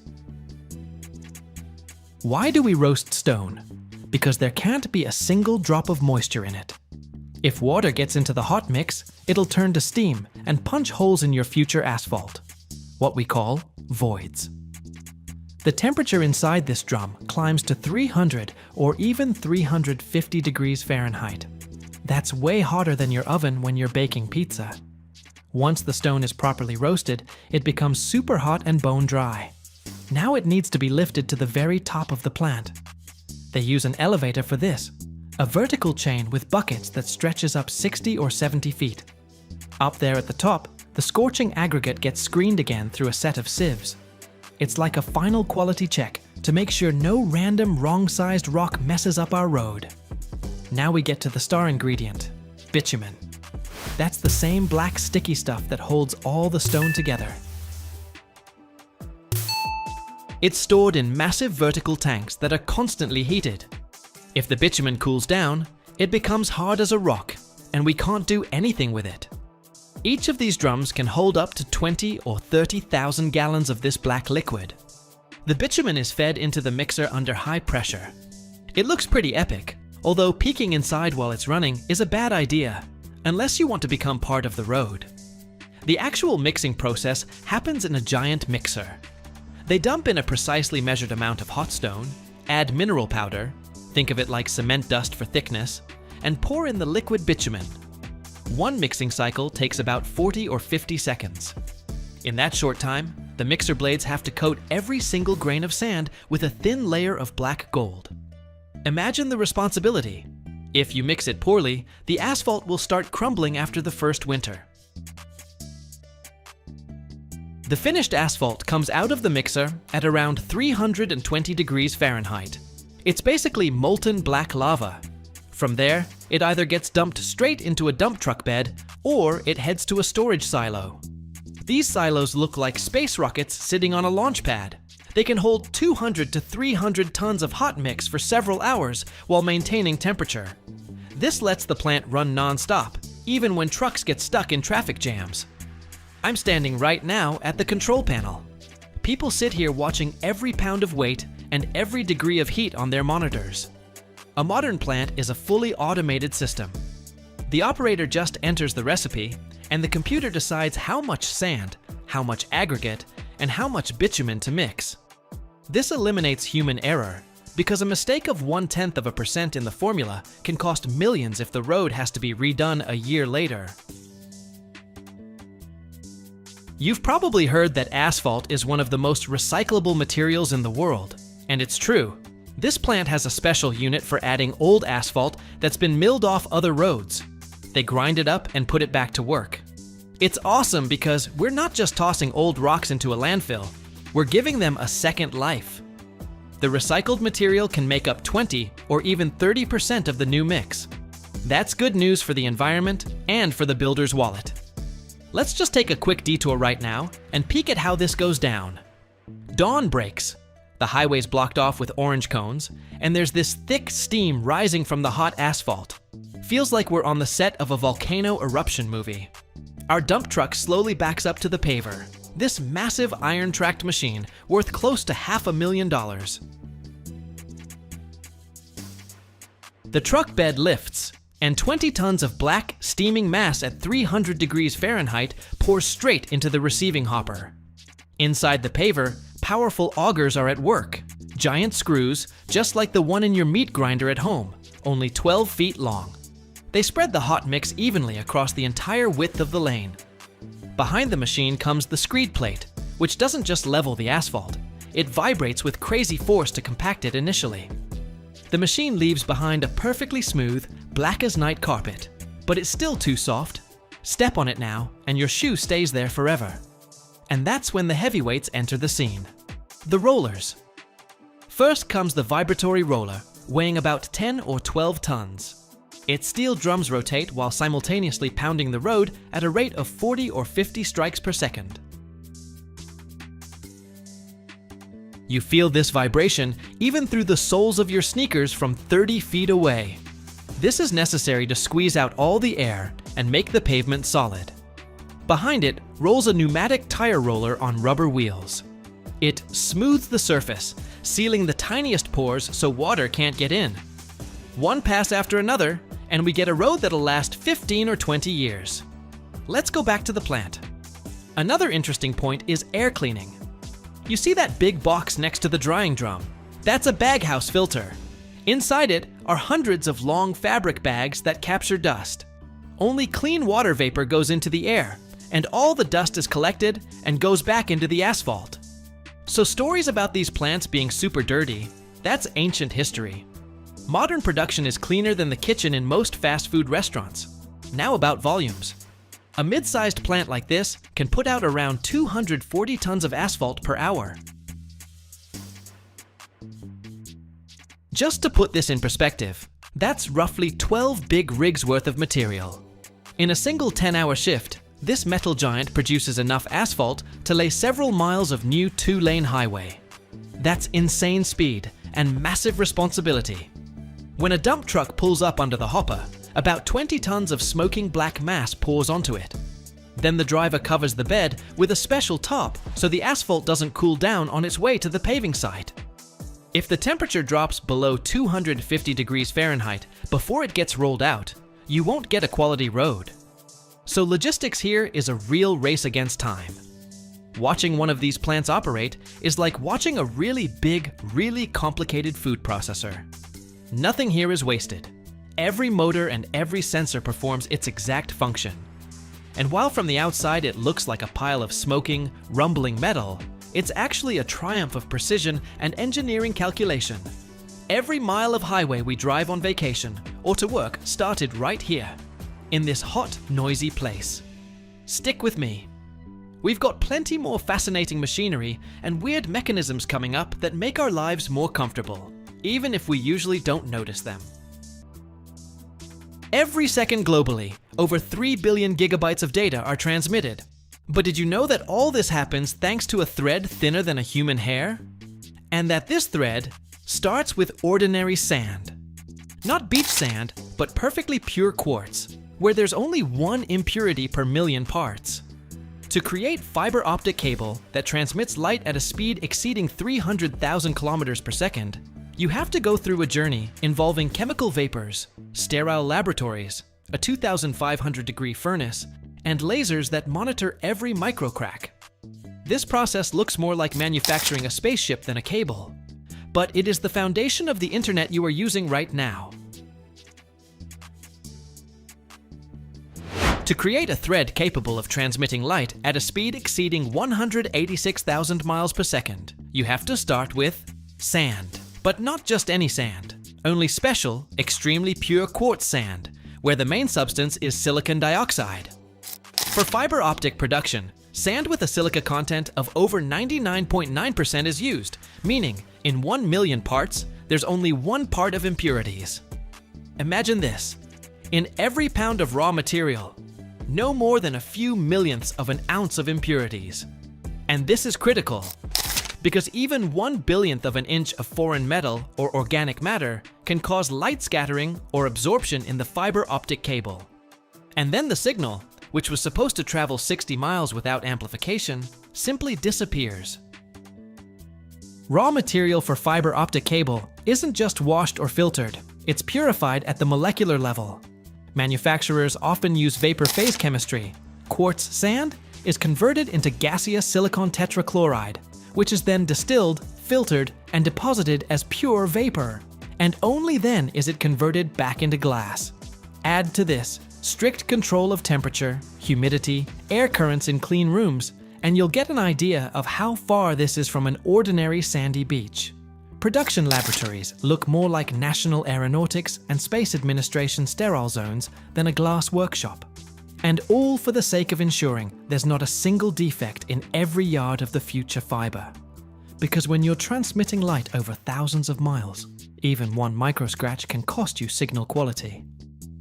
A large transparent glass cylinder that will later be melted and drawn into a very thin thread. This is the fiber optic preform. This huge glass rod is made using a method called vapor deposition. In a large furnace, air is mixed with very pure gases. These are different substances that turn into vapor when heated. These vapors hit the inner surface of a transparent tube, which is heated very intensely. When the vapors touch the hot wall of the tube, they deposit and turn into tiny droplets of glass, like dew collecting on leaves in the morning. Gradually, these droplets collect, layer by layer, until a thick layer of glass forms inside the tube. Then this tube is heated even more intensely, and it collapses into a dense, solid rod. And this is our preform. The preform is placed in a special furnace that heats up very intensely. The temperature inside it reaches approximately 4,700 degrees Fahrenheit. This temperature is so high that the glass becomes soft and starts to melt, like caramel on a stove. When the end of the preform melts, a drop of molten glass begins to drip from it. This drop is very carefully drawn downwards, and a thin thread is formed from it. This thread, the optical fiber, is drawn at a speed of approximately 1,000 feet per minute. Imagine that. It's faster than a cyclist moving through the city. It's important for the thread to be of uniform thickness throughout its length. The thickness of an optical fiber is usually around 125 microns, or approximately 0.005 inches. That's very, very thin. For comparison, the average human hair is about 100 microns thick or less. To keep this diameter under control, special instruments are used during the process. They look at the thread in real time and measure its thickness. If the thread starts to become thicker or thinner, the system automatically changes the drawing speed or the furnace temperature to correct it. After the optical fiber has been drawn from the preform and has become a thin, transparent thread, it needs to be protected. The fiber is very thin and fragile. If left unprotected, it can easily break, cracks will appear, or dirt will get on it. Therefore, immediately after drawing, the fiber is coated with a special protective layer. A thin thread is pulled from the furnace. After the furnace, the thread immediately goes into a coating machine. This is a special device that clothes the thread in a plastic sheath. The optical fiber enters a special part of the machine called the coating head. It's like a small tube or nozzle, inside which there's molten protective material. As the fiber passes through this tube, a layer of liquid polymer is evenly applied to it. The polymer has very low viscosity, so that the coating is thin and even, but dense enough to protect the fiber. This coating layer usually consists of two parts. The primary coating is a very soft, elastic layer that dampens mechanical shocks and allows the fiber to bend. The secondary coating is harder and more rigid, protecting against external influences, dust, and scratches. These two layers are applied sequentially, one after the other, to provide reliable protection. After applying the liquid coating, the coated fiber passes through special forming rollers. They regulate the thickness and evenness of the layer, pressing the coating uniformly along the entire length of the fiber. These rollers are very precisely calibrated so that the layer is not too thick or thin. After the polymer has been applied and shaped, the fiber passes through a zone of ultraviolet light. Here, the polymer instantly hardens under the influence of ultraviolet lamps. This is a process called polymerization. Anyone who gets their nails done knows how this happens. Ultraviolet lamps emit light of a specific wavelength that activates chemical reactions in the polymer. Thanks to this, the coating quickly becomes solid, while retaining its elasticity and ability to protect the fiber. This is a very fast process. The coating solidifies in fractions of a second, literally. This method does not heat the fiber, so it doesn't damage it. This provides very strong and durable protection. The entire machine is equipped with sensors and control systems. They constantly measure the coating thickness, fiber feed speed, and uniformity of application. If the coating layer is too thin or there are defects, the system either stops the process or adjusts the parameters to avoid defects. At the end of all this technological magic, a spooling module, rotating with a hum resembling the sound of a jet engine, only in miniature. The fiber, like transparent silk, lies down smoothly and precisely, coil after coil. It shimmers in the light of the lamps, reflecting cold blue and white hues. The spool moves smoothly, to the left, then to the right, with millimeter precision, as if an artist is painting pictures with movement. One wrong angle, and everything will go haywire. So the system automatically adjusts the rotation speed and fiber tension with surgical precision. Around are sensors, lasers, cameras. They carefully ensure that the fiber lies flat, doesn't twist, and doesn't create tension. With every minute, more and more layers appear on the spool. Imagine, in a few hours, there are already several feet of thin, almost invisible fiber there. And all this, without a single break, without a single scratch. Because even a micro crack, and the light signal will get messed up, like a radio wave in a storm.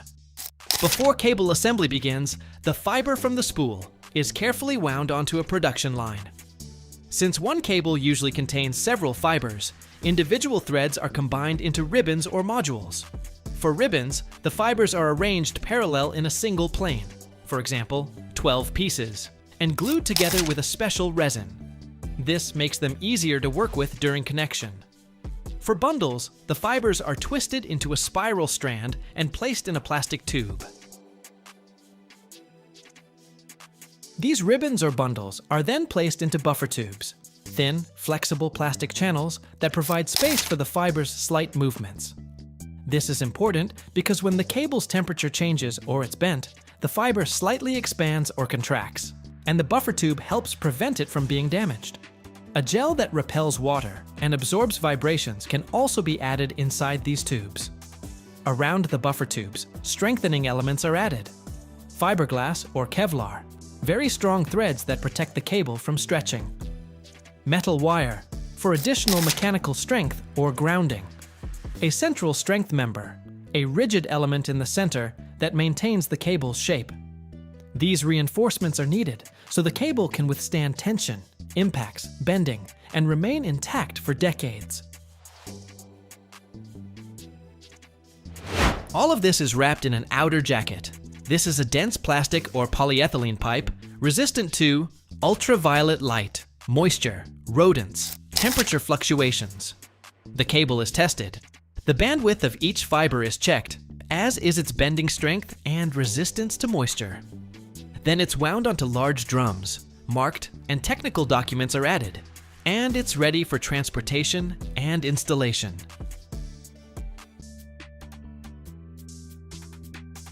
This single tank holds an entire Olympic pool's worth of fuel. Hard to believe. Look at this, 10,000 gallons in each one of these tankers.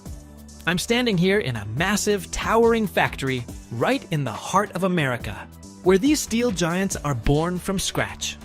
This isn't just a workshop, it's a true industrial cathedral, where instead of organ music, you hear the roar of metal, and instead of incense, you smell ozone and white-hot steel.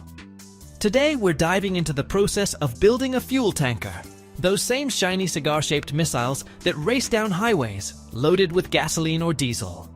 I've already walked these floors, talked to workers whose faces are hardened by heat and labor, and now I'm going to tell you everything. To do that, you need to follow me. Don't fall behind. Ready? Then let's roll. This is going to be incredibly fascinating. First comes the raw material, the lifeblood of a future giant. It all starts not with ore, but with perfectly flat, thick steel sheets arriving on railroad platforms. Picture a sheet of metal 25 feet long and 10 feet wide. It's like a small billboard, only made of steel. And this steel isn't ordinary. It's a special alloyed blend containing chromium for rust resistance and molybdenum for incredible strength. It's engineered to withstand insane pressure, impacts, and constant corrosive attack from fuel. Each of these sheets weighs 3 tons. Workers in bright hard hats, like ants around a giant treasure, use overhead cranes gliding smoothly beneath the ceiling to lift these sheets and carefully stack them. Everything's computer controlled, with laser scanners checking every millimeter of surface for detected defects, microcracks, or irregularities. Only perfect raw material gets the green light to move forward. Now it's time to cut the metal. Sheets roll from the warehouse onto the cutting table. A portal looms over the sheet, and a cutting head hisses along its track. This is a giant plasma cutter. From the nozzle, under massive pressure, erupts a jet of gas heated to tens of thousands of degrees Fahrenheit. It's like a tamed lightning bolt. That jet slices into the metal like butter. Sparks fly in every direction. Like fireworks, the air hums with power, and the smell of ozone fills the shop. A computer program guides the cutter along a perfectly calculated path, carving 2 or 3 panels for the future tank from a single sheet with accuracy down to a 1/4 inch. Each panel has all the necessary openings for future valves and hatches. After cutting, the panels are still hot and a bit rough around the edges.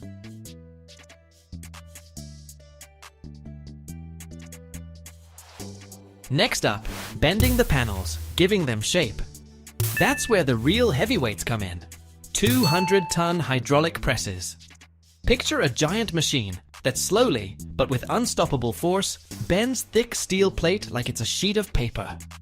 A crane feeds in a flat panel, and the machine, pressing it against a massive curved die, transforms it into a perfect arc. That's how the cylindrical sections of the tank and the rounded ends are born. The cylindrical body gets assembled from several of these sections and ends up 50 feet long and 10 feet in diameter. After each bend, workers check angles and radii using special templates and tape measures. Everything has to be perfectly round. Why? Because in a circular vessel, pressure distributes evenly. Any warping, any flat spot, that's a stress point where, under fuel pressure, the tank could rupture. Fuel doesn't tolerate compromises.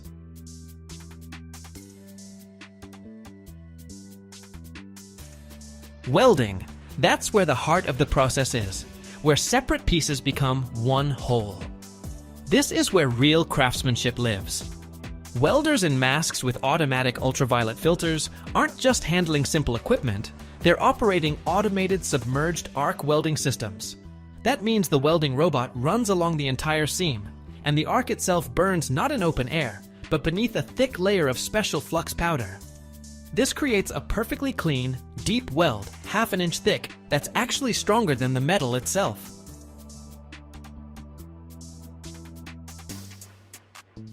After welding, our tank is one piece, but it's stressed out.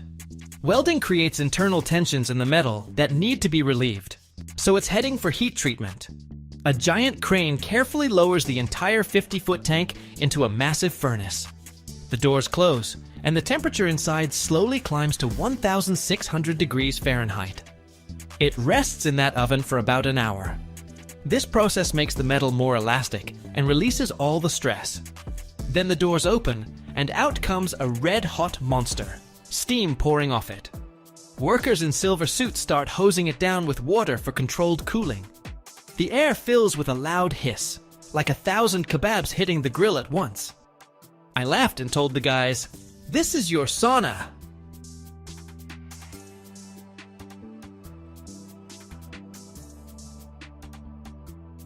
Now for painting and coating. The cooled tank gets sent to a paint facility. This thing's the size of an aircraft hangar. Then comes the first layer, an epoxy primer that protects against rust. After that, 2 coats of top coat, white for better visibility on the road, and silver with added aluminum powder to reflect sunlight so the contents inside don't heat up. But what's on the inside? That gets special protective coatings. A thin but incredibly tough layer of polyurethane, just 10 millimeters thick. It's completely inert, doesn't react with fuel, and won't crack from vibrations. Workers use laser thickness gauges to check every square inch. No gaps allowed.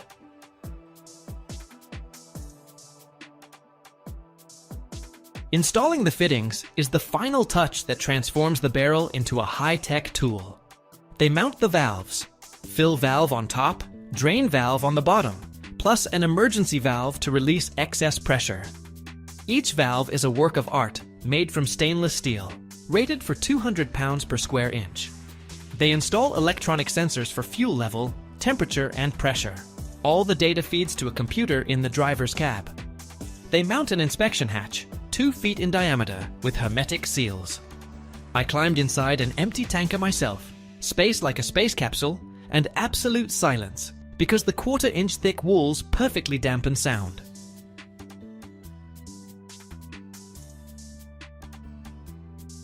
Testing, the most exciting and critical stage. First up, hydraulics. They fill the tank completely with water and pressurize it to 250 pounds per square inch. Inspectors with flashlights walk around it for 2 hours, hunting for even a single drop. If there's nothing, the tank is sealed tight. Next, the vacuum test. They pump out the air and check if the pressure drops. And the final most precise test, pneumatics with helium. They fill the tank with pressurized helium, and special sniffer sensors check for the tiniest leaks. If not even a microscopic helium atom seeps through, the tank is ready for fuel. I watched them fill one test tank with 10,000 gallons of gasoline. Not a whiff of smell outside.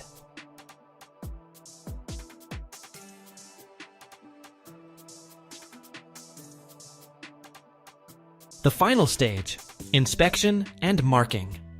A special plate gets stamped with a serial number, manufacturing date, and the empty tank's weight, 20,000 pounds. They slap on Department of Transportation certificates with all the safety specs.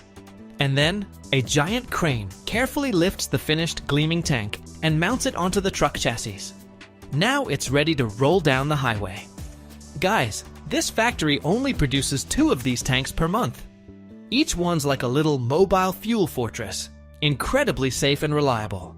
I'm absolutely blown away.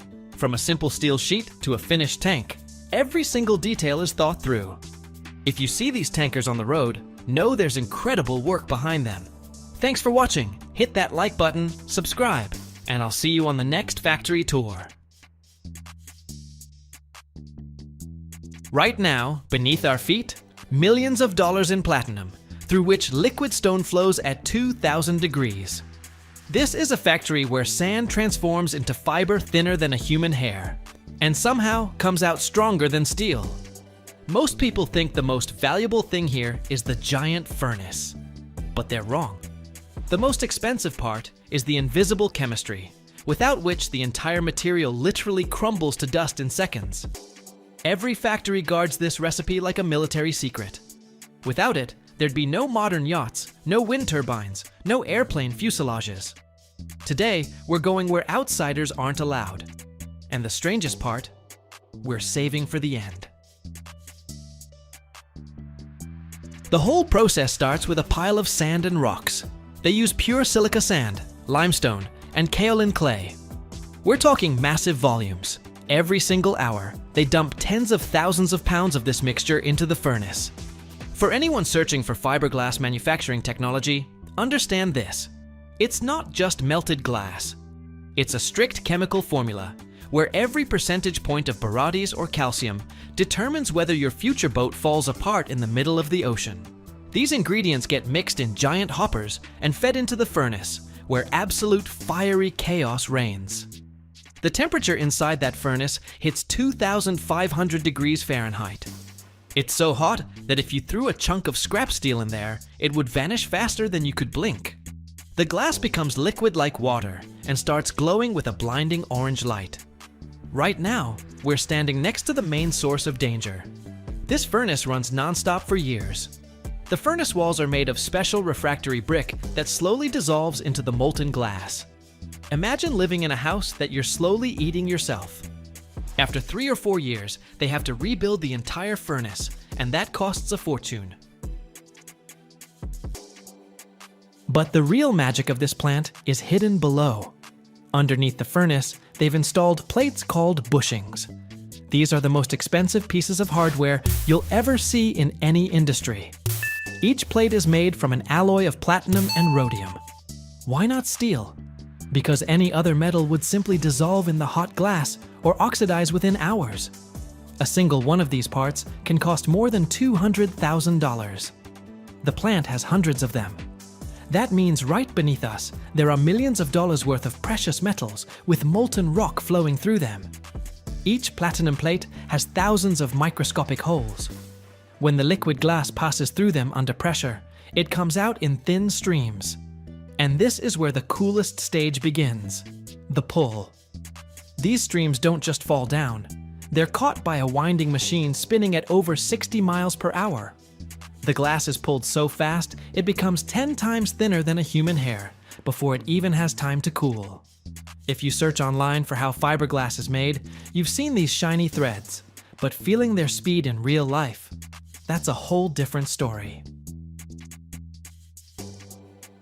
Here's a huge problem right at this stage. Thin glass is an incredibly brittle material. If these strands just touched each other, they'd instantly grind apart and turn into dust. So while the strand flies from the bushing to the spool, it needs to be lubricated. Every fiber gets coated with a special chemical solution. This is each factory's secret weapon. This solution protects the glass from self-destruction and lets it bond with epoxy resin later. Without this chemistry, fiberglass would just be a pile of useless glass garbage. Now we're watching thousands of strands gather into one thick yarn called roving. A single spool like this can weigh 40 pounds and hold tens of miles of continuous strand. Look at these rows of machines. They run around the clock, creating material for wind turbine blades, yacht hulls, and aircraft parts. The scale of production here is mind-blowing. In a single day, this factory churns out enough fiber to wrap around Earth's equator several times. A lot of people ask why fiberglass is so strong. The secret? Glass in fiber form has no microcracks like regular window glass does. It's pure molecular strength. Take a bundle of this fiber 1 inch thick, and you could lift a truck with it. But working with this stuff is a serious challenge. Glass dust is constantly floating in the air. Walk in here without protective gear, and within 5 minutes, your body starts itching like you fell into a patch of stinging nettles the size of a house. The workers here are used to it, but for a newcomer, it's a real test of endurance. Once the spools are wound, they're shipped to massive drying ovens. That's where the threads fully harden and the chemical protection bonds to the surface. Temperature inside those dryers? 280 degrees Fahrenheit. It's a long haul, 12 to 24 hours. If moisture gets trapped inside a spool, all bets are off. Mold, total loss of strength, you name it. For anyone interested in fiberglass construction, here's what matters. This material doesn't rot, doesn't rust. That's why shipbuilders love it. When you see enormous sheets of fiberglass cloth laid into molds for future vessels, you get why this factory matters. Without these thin threads, we'd still be building heavy, clunky structures out of metal that's terrified of every drop of salt water. The production cycle at this facility is a continuous flow of energy and materials. Every minute the furnace runs costs hundreds of dollars in gas alone. Now add the cost of maintaining platinum bushings and the salaries of specialists who know how to tame molten rock. This is an extremely high-stakes business. Any mistake in the glass formula will cause the strand to start breaking. If a break happens at 60 miles per hour, it creates a massive tangle of filaments that has to be cleaned up by hand, shutting down the entire line. Right now, we're passing the shop where fiberglass is chopped into small pieces 1 or 2 inches long. This chopped fiber is added to plastic to make it stronger.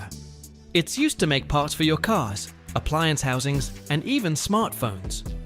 When you're holding a tough plastic object, chances are there are thousands of tiny glass skeletons hiding inside it, made right here. At the end of our tour, we see the finished goods warehouse. Thousands of pallets stacked with gleaming white spools. They look absolutely peaceful, but inside each one lies the energy of a blazing furnace and the precision of precious metals. This production isn't just industry, it's the triumph of human ingenuity over raw matter. Turning sand into fabric that can withstand ocean pressure or open sea wind. That's what makes me marvel at these plants every single time. If you Google fiberglass applications in industry or fiberglass properties, you'll find thousands of pages of text, but nothing replaces that smell of hot glass and the feeling of static electricity coursing through your entire body on this factory floor. This is where the future of our infrastructure is born. I'm thrilled we got to peek inside this closed-off world. Fiberglass manufacturing remains one of the most secretive industries because every plant guards its own glass recipes and chemical coating formulas.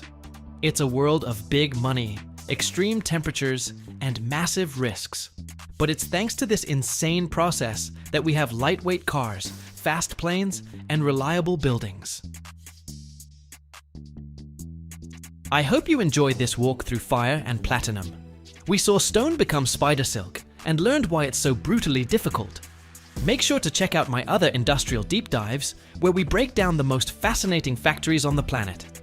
It was lively, it was scorching, and it was incredibly eye-opening. Thanks for taking this journey with me.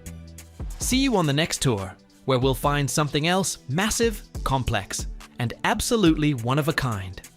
Stay safe and keep away from molten glass unless you've got yourself a shiny silver heat suit. Worth mentioning here, a lot of people are curious about fiberglass for insulation or making composite materials, and this plant is the very first link in that entire chain. Every composite starts right here, at the platinum bushing beneath that blazing furnace. Without this foundation, there'd be no space rockets, no modern construction. See you in future videos, where we'll unlock the secrets of other off-limits facilities. Every year, over 1,000 giant ships are sent worldwide for scrapping, each weighing up to 50,000 tons and stretching nearly 3 football fields in length.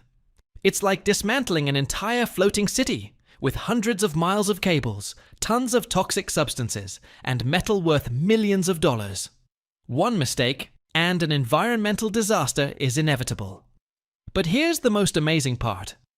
Inside each of these massive vessels hides something that turns scrapping into a real treasure hunt. Workers risk their lives among plasma cutters and toxic fumes to extract these valuables. What exactly are they looking for? And why have some countries turned ship graveyards into a multi-billion-dollar business whose dark side everyone keeps quiet about? Stay tuned. What you'll learn next will make you look at every ship in port with completely different eyes. Why is ship recycling so important? Vessels that we typically imagine as enormous floating megastructures can be nearly 1,000 feet long.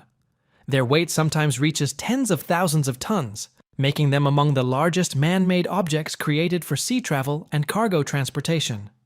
But beyond their massive dimensions, these ships have extremely complex internal structures. Hundreds of feet of cables, pipelines, shafts, and various safety and comfort systems, plus countless different elements and mechanisms that perform different functions. This entire architecture isn't just scrap metal, but a complex organism that must be very carefully and properly dismantled when the ship reaches the end of its service life. It's critically important to properly remove all hazardous substances from the vessel that may have accumulated during its operation. These can be bioactive substances, toxic paints, fuel residues, lubricants, chemicals that, if handled improperly, can contaminate the sea, soil, and air, causing serious environmental problems. Without proper preparation, dismantling such a vessel can turn into a natural disaster. However, scrapping these maritime giants also has a very bright positive side. The metal from which the ship is made is excellent and valuable raw material that can be recycled and returned to production. This metal is used for building houses, machines, construction structures, and also for creating new vessels. This way, it's possible to reduce the need for smelting new steel, save energy and resources, and also reduce the amount of waste. Metal recycling from ships becomes an important link in the closed loop of modern industrial economy. Scrapping such huge objects also makes it possible to free up ports where old ships are standing, so new, modern vessels can take their place. This allows optimizing the work of naval bases and promotes fleet renewal. Additionally, proper recycling helps reduce operational costs for maintaining old ships and improves environmental standards in the maritime industry overall. The ship is delivered to special ship graveyards. These are usually coastlines with shallow water or special slipways. These locations aren't chosen randomly. Shallow water coastlines allow easy approach of the ship to shore, where it can be safely moored and dismantling can begin. Often these are small bays or beaches where the giant vessel is specially brought, so it doesn't interfere with maritime traffic and doesn't damage port infrastructure. Slipways, in turn, are large platforms or special structures where the ship is placed for dismantling on land. They're equipped with everything necessary for convenient and safe work: crane equipment, metal cutting tools, waste removal systems. One of the main tasks for specialists is ensuring environmental safety. After all, during operation, the ship accumulated many substances that, if handled carelessly, can harm the environment. These can be not only lubricants and fuel residues, but also toxic paints or chemicals. Therefore, the entire dismantling process begins with removing all such substances. Fuels and lubricants are drained into special containers and taken away for recycling or disposal to avoid getting into water or soil. Similarly with electronics and furniture, everything that could potentially harm nature is removed as a priority. This stage requires speed and maximum caution so that environmental standards aren't violated.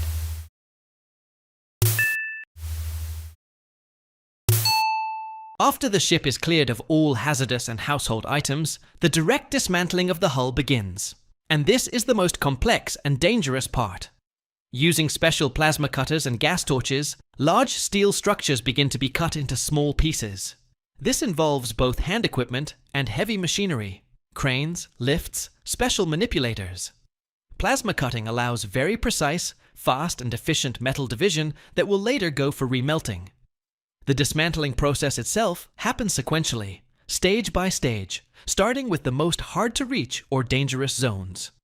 Metal sheets, beams, decks, and internal partitions are carefully separated so as not to damage structures that might still be needed for analysis or recycling. The complexity is that giant elements are often unevenly distributed and may be under tension, and due to corrosion or hull deformation, some parts can unexpectedly drop or fall at any moment. It's also important to emphasize worker safety. During plasma cutting, hot sparks and toxic fumes arise, requiring special protection from workers, respirators, special clothing, and constant air monitoring. A small mistake or neglect of rules can lead to serious injuries and accidents. Therefore, at every step, the process is regulated by strict safety rules, and the entire site is covered by fire suppression systems and medical support. Dismantling the hull and main steel structures of the ship is, without doubt, an extremely important and complex stage of scrapping a giant vessel. However, after this large body of work is completed, the job doesn't end. Ahead lies another massive phase that requires no less attention and certain skill, as it concerns dismantling and sorting countless smaller, but no less valuable and complex materials. One of the most massive and complex processes is working with cables. The ship contains hundreds of miles of cable networks that provide power and communication between all systems. These are powerful steel cables with insulation made of plastic, rubber, and possibly using non-ferrous metals. Cables don't just remain at the recycling site, they're carefully removed, processed, and sorted. Separating the metal core from insulation materials makes it possible to send pure copper or aluminum for remelting, and the insulation layer for recycling as raw material for new polymers. Workers must act very carefully, not to damage long cable pieces, and also observe safety techniques due to the presence of residual substances or rust. Another important category of materials is insulation materials that line or fill the ship's walls, technical rooms, and pipelines. Insulation is often made from special materials: mineral wool, polyurethane foam, or basalt wool. These substances help control temperature inside systems and ensure safety when working with hot or cold components. After removing insulation, it's sorted and sent to specialized enterprises where these materials can be recycled or disposed of without harming nature. Working with ventilation systems also requires thoroughness. Ventilation pipes and units that were used for air conditioning and circulation in different parts of the ship are dismantled and cleaned of dust, lubricant residues, or other substances. Metal elements of systems typically undergo quality remelting, and plastics or rubber often become raw materials for new products. Special attention is paid to water supply systems and sanitary installations. On board the ship are complex shut-off mechanisms, pipelines, fittings, mixers, tanks, and other equipment. Pipe parts and equipment are carefully separated, cleaned of sediment, lubricants, and other contaminants to be sent for remelting or appropriate recycling. After all, these materials may contain toxic substances, so their disposal or recycling happens strictly according to regulations. No less important is dismantling equipment from the engine room. There are engines, generators, pump systems, turbines, and other complex machinery that typically has significant weight and contains large amounts of metals, including non-ferrous ones. Such equipment is mainly repaired and reused or dismantled into parts, some of which undergo recycling. In individual cases, engines even go for sale as used spare parts, avoiding becoming scrap metal. Furniture, household appliances, lighting, and other interior items of the ship also aren't just thrown away. They're removed and sorted. Wooden, metal, or plastic parts undergo separate recycling or disposal. In some cases, furniture, if it's in good condition, is sold for reuse, and all paints, varnishes, and certain polymer materials are taken for environmental recycling to reduce pollution.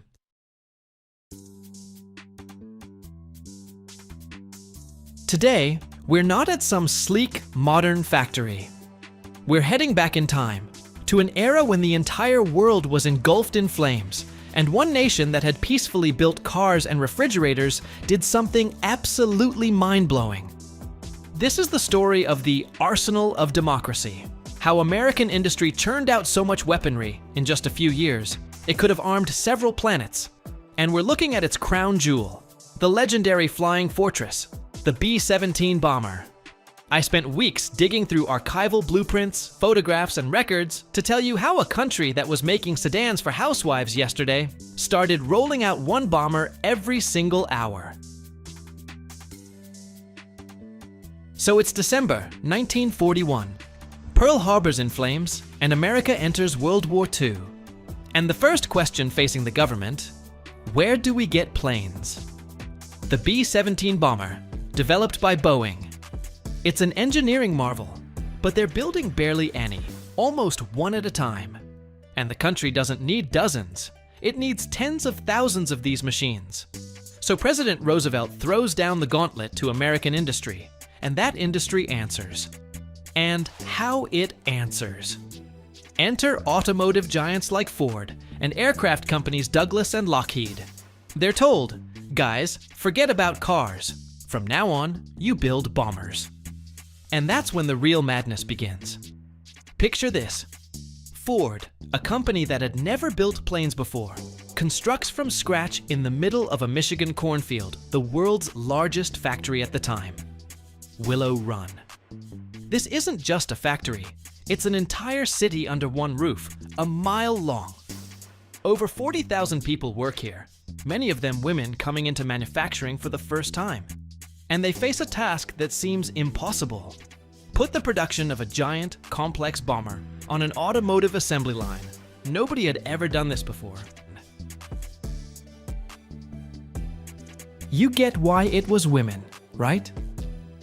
When America entered the war, millions of men, factory workers, farmers, mechanics, put on military uniforms and shipped out to the front. And suddenly, the factories that needed to produce tanks, ships, and planes sat empty. The country faced a massive labor shortage. So the government and industry turned to people they'd barely considered for heavy manufacturing before: women. A powerful propaganda campaign rolled out. Famous posters showing a strong woman in a work bandana, flexing her bicep with the words, "We can do it," appeared across the country. And women answered the call. Millions of housewives, waitresses, secretaries, and recent high school graduates went to work in the factories. For them, this wasn't just a paycheck.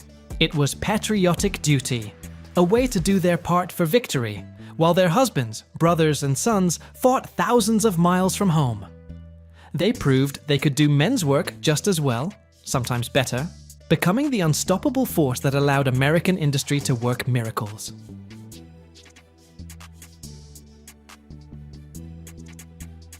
And here's where the American government and industry made some incredibly powerful moves. First, the government essentially forced Alcoa to share its technology and funded the construction of dozens of new, massive aluminum plants across the country. Entire cities were built, for example, in the industrial states of Washington and Tennessee. Why there? Because aluminum production is an insanely energy-intensive process. It relies on electrolysis from alumina, and that requires cheap electricity. And in these exact regions, the government had just finished building giant hydroelectric dams on the Columbia and Tennessee rivers. It was a perfect match. Huge amounts of clean, cheap energy waiting for someone to use it. Second, raw materials. The main raw material for aluminum is bauxite. Most of it had been imported from South America before the war. When the war started, German submarines began hunting merchant ships, and that route became dangerous. So America dramatically ramped up mining of its own bauxite, mainly in Arkansas, and secured the sea routes from the Caribbean as much as possible. But the most amazing part of this story is the grassroots movement. The government launched a massive patriotic campaign with the rallying cry, "Turn in aluminum for victory." School children, housewives, Boy Scouts, the entire nation started collecting aluminum scrap. People turned in old pots, pans, milk cans, parts from household appliances. It didn't have decisive economic significance, but it had a colossal psychological effect. Every American felt that their old pot could become part of a flying fortress wing that would fly off to strike the enemy. As a result of these titanic efforts, in just a few years, from 1940 to 1943, aluminum production in the US increased sixfold. The country didn't just cover its own needs, it started supplying this strategic metal to its allies. And that's how, through the combination of government will, industrial might, and the patriotism of ordinary people, America transformed a scarce pot metal into an endless stream of winged metal that became the lifeblood of its bomber armada. After stamping, each part needed 2 holes drilled on each side for rivets. And that's when the women stepped onto the stage. The legendary Rosie the Riveters. Thousands of young women who just yesterday were housewives or waitresses now stood at workstations, drilling these holes with incredible speed and precision. And then the real concert began. Thousands of pneumatic riveting hammers pounding aluminum simultaneously, creating a deafening non-stop roar. This was the sound of the arsenal of democracy being forged. Women worked in pairs. One held a massive bucking bar from the inside, while the other hammered the rivet from outside. Each rivet had to be perfect, because the aircraft's strength depended on it. And this is where Ford unveiled its main automotive trick: modular assembly. They didn't try to build the entire airplane in one place. Instead, they broke it down into large sections, or modules. In one shop, thousands of people assembled just the nose section of the fuselage. In another, just the center section with the bomb bay. In a third, gigantic wings, each over 50 feet long. Each section was assembled on its own mini assembly line, where it was packed with everything necessary. Miles of wiring were run, hydraulic lines installed, equipment mounts fitted. This allowed dozens of teams to work in parallel, without getting in each other's way. And then, these ready-made sections, packed with internal modules, looking like giant chunks of an aluminum construction set, got wheeled over to the main assembly line. This was the climax, a line a mile long. At the start, there's just the center wing section. Then 2 fuselage halves get joined to it. The whole structure moves freely forward. At the next station, they attach the nose and tail sections. Further down, they mount the massive wings. And so, step by step, right before your eyes, from separate pieces, a gigantic, nearly 100-foot aircraft takes shape. At the final stations, they install 4 powerful Wright Cyclone engines, each churning out 1,200 horsepower, mount the landing gear, glaze the cockpit, and of course, fit its main argument: 13 heavy-caliber Browning M2 machine guns, which gave it the name Flying Fortress. At peak production, in 1944, the Willow Run plant rolled out 1 B-17 bomber every 63 minutes. Just think about that. Every hour, 24 hours a day, a brand new, battle-ready heavy bomber rolled through those factory gates. It was a non-stop river of steel, aluminum, and firepower. In total, during the war years, 3 companies, Boeing, Douglas, and Ford, built over 12,700 flying fortresses. This wasn't just a victory of technology, this was a victory of logistics, organization, and most importantly, people. 1.5 million ordinary Americans who put aside their peacetime lives and became soldiers on the industrial front. They proved that a free nation, when united by a common paycheck, is capable of genuine miracles. That was the arsenal of democracy in action. Thanks for watching. Hit that like button, subscribe, and see you next time. Every 3 seconds worldwide, a new engine block rolls off the production line. The heart of a car that will withstand millions of explosions, temperatures over 4,600 degrees, and operate for decades without stopping. But how do you transform molten metal into a perfect mechanism with precision down to a micron? One mistaken dimension, and the engine will tear itself apart within minutes of operation. Every year, over 100 million of these blocks are manufactured, and each one goes through a hellish birthing process. Molten metal at 5,400 degrees, sand molds that self-destruct, and robots that cut channels thinner than a human hair. But there's one secret the manufacturers don't talk about. A mystery hidden inside every block that determines whether your car will go 60,000 miles or 600,000. Stay until the end. What you'll learn will forever change how you see what's happening under your car's hood. Let's start by understanding what an engine block actually is. It's the foundation that holds the entire engine together. Inside it are the cylinders where fuel combustion occurs, pistons that move up and down, and other critical components. The engine block must be strong, lightweight, and resistant to high temperatures. That's why manufacturing it is a complex process that demands precision and advanced technology. Everything begins with an idea. Engineers develop a concept for an engine that must be powerful, economical, and environmentally friendly. They use specialized 3D modeling software to create a digital model of the block. This allows them to account for every detail and test how the engine will perform under various conditions. Engine blocks are made from different materials, but the most common are cast iron and aluminum. Cast iron is strong and resistant to high temperatures, but heavy. Aluminum is lighter and dissipates heat better, but less durable. Sometimes composite materials or alloys are used to combine the advantages of both metals. After the engineering team completes all calculations, computer modeling, and finally approves the design of the new engine block, the true heart of the future automobile, the most interesting part begins: its birth in metal. The first and perhaps oldest step in metallurgy is casting. A massive shop filled with the hum of machinery, the smell of molten metal, and the glow of high temperatures. This is the foundry, where engineers' dreams become real components. First, a mold for the block is created. There are two main approaches to creating these molds, each with its own advantages.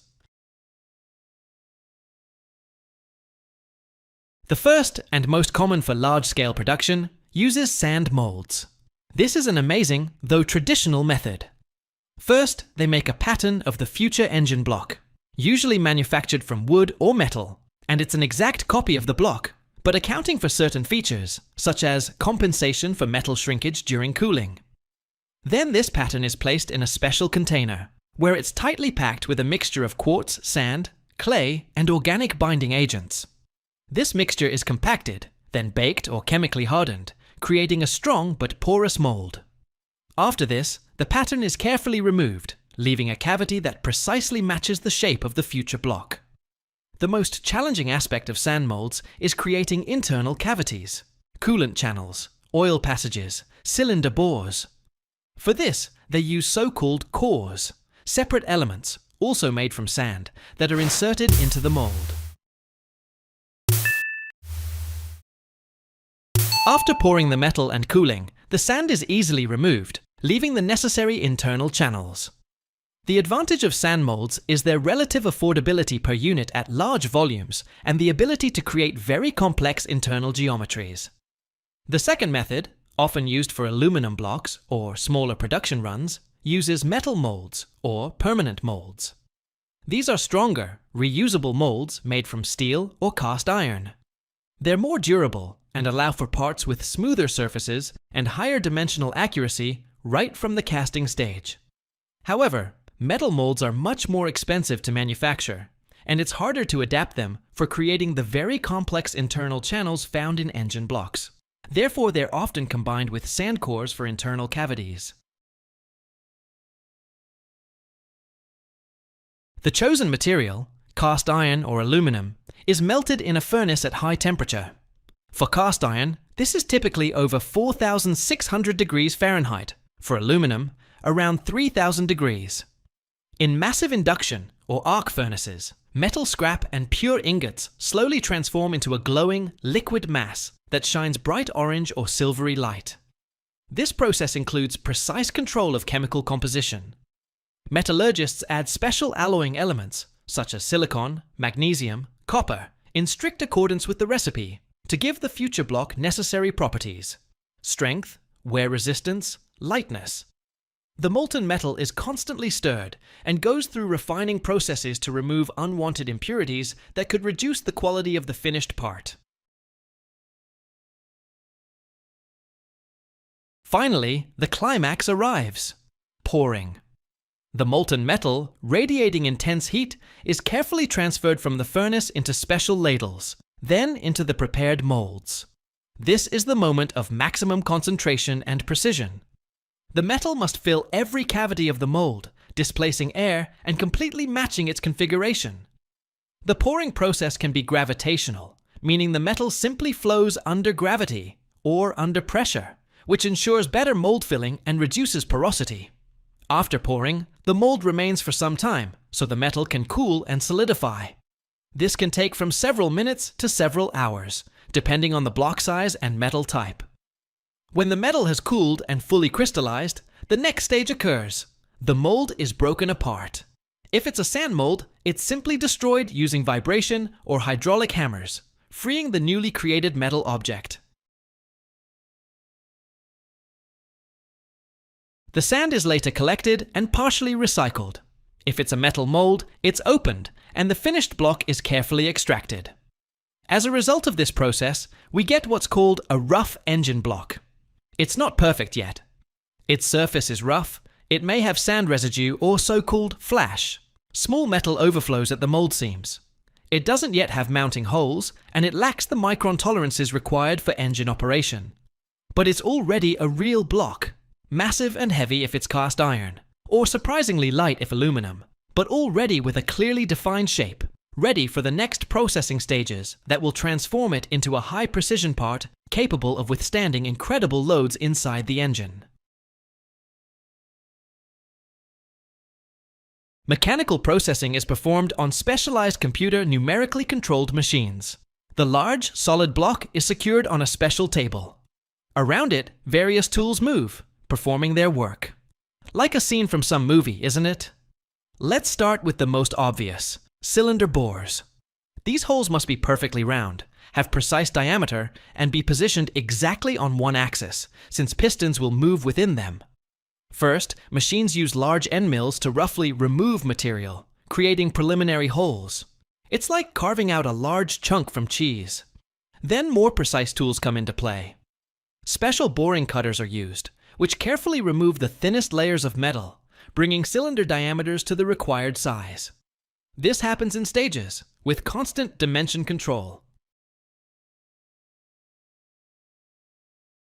After this, cylinder walls undergo honing. This is final abrasive processing that creates very fine, cross-hatched scratches on the internal surface. These scratches retain lubricant, ensuring perfect lubrication of piston rings and minimizing friction, which is critically important for engine efficiency and longevity. Actually, the cylinder surface after this processing feels perfectly smooth to the touch, but under a microscope has the perfect structure for retaining an oil film. Next, oil and cooling channels. These systems that penetrate the entire block are vitally important. Oil channels deliver lubricant to all moving engine parts, such as the crankshaft, camshaft, pistons, ensuring their lubrication and heat removal. Cooling channels circulate coolant, removing excess heat generated during fuel combustion and maintaining optimal engine operating temperature. The internal, complex labyrinths of coolant and oil channels, as we mentioned, are formed during the casting stage using sand cores. But after this, they need to be opened and brought to perfect condition. For this, high-precision drills and mills are used to create inlet and outlet openings for these channels, and also connect them with other engine parts. Each hole must be positioned with millimeter, or even micron precision, so fluids can circulate freely. Every year, the world melts down more than 16 million tons of silicon metal, a material without which modern civilization would simply grind to a halt. It makes steel stronger, aluminum lighter, and solar panels possible. But here's something almost nobody knows. To create just 1 ton of this metal, furnaces operate at temperatures exceeding 5,400 degrees Fahrenheit and consume as much electricity as hundreds of American households use in a month. So why does this silent giant hide a diamond structure inside? And what discovery about silicon will change your understanding of technology if you stick around till the end? Industries use metallurgical-grade silicon as a foundational material for creating ferroalloys, particularly ferrosilicon, which gets added to steel to improve its strength, corrosion resistance, and ability to withstand high temperatures. How steel deforms, its elasticity and behavior under load largely depend on how silicon dissolved in the metal matrix behaves. Metallurgical silicon is also critical for producing aluminum alloys, where it's responsible for reducing weight and improving the alloy's ability to maintain its shape when heated. For example, in cast aluminum parts for automobiles, the silicon content can reach anywhere from 12 to 14% by weight. Another key application is obtaining purer silicon suitable for electronics and photovoltaics. Metallurgical-grade silicon serves as the starting point for producing polysilicon, which gets purified to impurity levels in the parts per billion range. This ultra-pure material is what they use to form ingots and wafers for microchips and solar panels. Demand in this sector has shot up dramatically in the US over recent decades, driven by renewable energy expansion and the needs of data centers. To put the scale in perspective, manufacturing a single solar panel module that's about 11 square feet requires roughly 6 or 7 pounds of silicon in the form of high-purity polycrystalline material. Metallurgical-grade silicon has additional applications too. It's used in chemical manufacturing to synthesize silicones, which are needed for sealants, lubricants, medical devices, household products, and electrical insulation components. It serves as the starting material for silanes, compounds that act as coupling agents between organic and inorganic materials, ensuring stronger surface bonding in composites. Certain types of silanes are used as part of adhesives and coatings that help extend the service life of structures in humid or corrosive environments. Technological progress constantly raises the bar for metallurgical-grade silicon, since purity, grain size, and consistency of properties directly impact the quality of the final product. In American industry, research continues on optimizing electric arc furnaces to cut energy consumption, as well as on utilizing carbon monoxide byproducts. On top of that, companies are developing ways to recycle silicon production waste to bring part of the material back into the cycle and reduce emissions tied to mining fresh quartz. All of this makes metallurgical-grade silicon one of the foundational industrial materials. Without it, modern electronics, transportation, and energy sectors couldn't keep up their current pace of development. To turn mineral oxide into metal, you need extremely high temperatures and a carefully controlled reduction reaction. This is done in large electric arc furnaces that operate at massive temperatures and consume enormous amounts of electricity. The furnace is loaded with crushed quartz along with carbon-based reducing agents. Most commonly, these are charcoal, coke, or various carbon briquettes, selected to ensure stable combustion and the right reactivity. Powerful graphite electrodes create an arc that heats the center of the furnace to approximately 5,430 degrees Fahrenheit. Under these conditions, ordinary rocks transform into active participants in the reaction. Silicon dioxide reacts with carbon, and as a result, oxygen is removed from the oxide. Gaseous carbon monoxide forms, while pure silicon transitions into a liquid state. The molten material is heavier than the surrounding charge, so it slowly settles to the bottom of the furnace, accumulating as a metallic mass. Once enough silicon is collected, it's released into special crucibles or troughs. As it cools down, the liquid metal solidifies into solid ingots, which are then crushed into smaller pieces that are easier to transport and process further. At this stage, it's crucial to maintain conditions that prevent impurities from oxidizing again or mixing with the cooled silicon. The raw material obtained at this point already has commercial purity of around 99%. This level of purity works fine for ferroalloys, but it's not enough for more demanding applications. Next comes the stage of refining the metal to higher purity. Silicon can be remelted in a vacuum or under an inert atmosphere, using various methods like sorption, zone melting, or chemical purification. The main goal here is to get rid of impurities like iron, aluminum, calcium, and sometimes phosphorus and boron. The impurity content is controlled with precision down to parts per million, because even a tiny amount of foreign elements can seriously affect the electrical properties of the final product. After purification, you get metallic silicon with the characteristics needed to produce alloys, silicones, or even purer polysilicon. The production process itself is energy intensive, so it's critical that the method ensures minimal heat loss and makes the most efficient use of electrical power. Modern furnaces come equipped with heat recovery systems and electrode feed control. This helps cut down overall energy consumption and boost productivity. Process optimization is a big deal here, because on average, making 1 ton of metallic silicon requires about as much electricity as several hundred American households use in a month. The quality of quartz sand plays a crucial role too. The purer the initial silicon dioxide, the fewer purification stages are needed after melting. Quartz with high impurity content can lead to increased energy consumption and greater furnace wear. That's why deposits supplying raw materials for the silicon industry must meet strict standards for chemical purity and mechanical uniformity of the material. Silicon, though it doesn't have gold's shine, is a true geochemical giant, an absolutely irreplaceable element.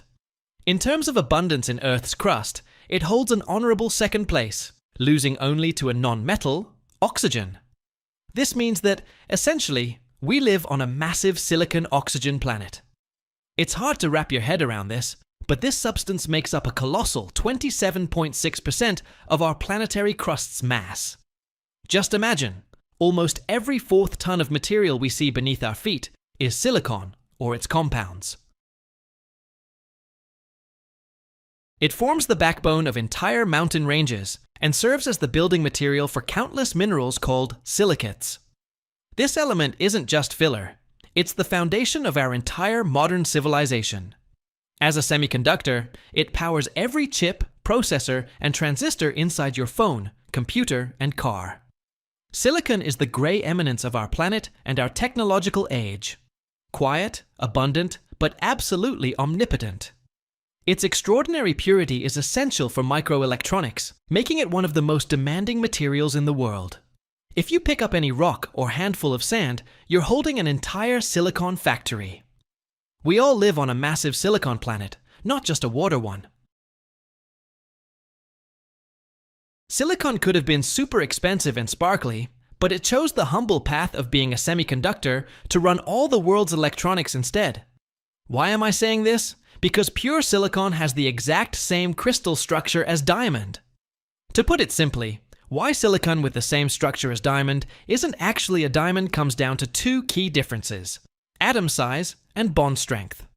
Diamond is made of carbon atoms, while silicon is made of silicon atoms. Plus, a carbon atom is tiny, whereas a silicon atom is much bigger. Even though both elements form the same spatial lattice, silicon atoms, being larger, force the whole structure to expand. This makes the bonds between them longer and, as a result, weaker. Every year, millions of tons of metal waste get recycled worldwide, but only at the very end of this massive process does a substance emerge that's heavier than almost anything you've ever held in your hands. Picture a metal where a tiny piece weighs as much as a brick, and extracting it is more like hunting ghosts through fire and acid. Today, we're stepping inside a facility where one of the rarest and most mysterious metals on the planet is born from dirty sludge: osmium. But the most shocking part isn't its weight. It's what you have to go through to get even one small bar. And trust me, if you stick around until the end of this video, you'll learn a fact about this metal that literally breaks logic and makes you question the laws of physics. We're now entering the primary processing facility for platinum sludges. Everything around here is humming, steam's bursting out from under valves, and the workers look like they're gearing up for a flight to another galaxy based on the sheer amount of protective gear they're wearing. And that's no surprise. Osmium is basically the heavyweight champion of the periodic table, and it doesn't tolerate amateurs. It's twice as dense as lead. Just think about that for a second. If you grab a cube of this metal with sides only 4 inches long, it'll weigh nearly 22 pounds. That's like trying to pick up a full-grown cat that's compressed itself down to the size of a matchbox. The process of extracting osmium is a real adventure for anyone who loves complex flowcharts and intellectual challenges. This metal doesn't just lie around in proud nuggets deep in the earth, waiting for some lucky prospector to pick it up and slip it into their pocket. Nope, it's way trickier than that, and hides itself in the residues left over from the industrial purification of copper and nickel. Picture a whole mountain of rock that's already been processed, squeezed for everything possible, and only at the very end, in the dirty sludge, this heavyweight remains. You and I walk past massive vats where all hell breaks loose because the metal mixture gets hit with aggressive chlorine and insanely high temperatures. It looks like a set from a movie about the future, where humanity learned to extract value from dust. The work starts with anode slime. That's the sediment left over after electrolysis. To get to the osmium, specialists have to literally dismantle the molecular structure of this waste. First, the slime gets treated with acids to wash out the more cooperative metals. When it's our hero's turn, thermal processing kicks in. Temperatures here reach thousands of degrees Fahrenheit. This isn't just heating, it's total transformation of matter under the watch of dozens of sensors. When the mixture hits the reactors with chlorine, the most critical stage begins. Osmium reacts and transforms into a volatile compound. This gas needs to be captured with pharmaceutical precision. The slightest error in pressure or temperature, and the precious metal simply flies up the stack, leaving behind nothing but a foul smell. Special absorption towers step by step pull the gas in, converting it into a solution. It's like hunting a ghost, except instead of traps, you're using complex chemical filters. Next, the solution goes through several more purification stages until finally a precipitate appears, pure osmium salt. But that's still not the end of the road. This salt gets roasted again in a stream of hydrogen to produce that same dark blue powder. Every pound of this powder, that's the result of hundreds of workers and massive machines grinding away. Looking at these vats, you realize that osmium extraction isn't just metallurgy. It's the pinnacle of engineering genius, where every move costs thousands of dollars. This is work for the patient and the bold, because this metal doesn't forgive mistakes, but it rewards those who make it through all these fiery and chemical obstacles with its otherworldly strength. To extract it, you need to convert it into osmium tetroxide. And this is where the fun really begins, because this gas smells like someone decided to mix bleach with rotten radish and set it all on fire in a closed room. The metal's name actually comes from the Greek word meaning smell, and trust me, the Greeks knew what they were talking about. We move on to the separation laboratory. Here reigns an atmosphere of sterility that contrasts with the dirty rumble of the previous workshop. Scientists in white coats manipulate glass tubes and retorts.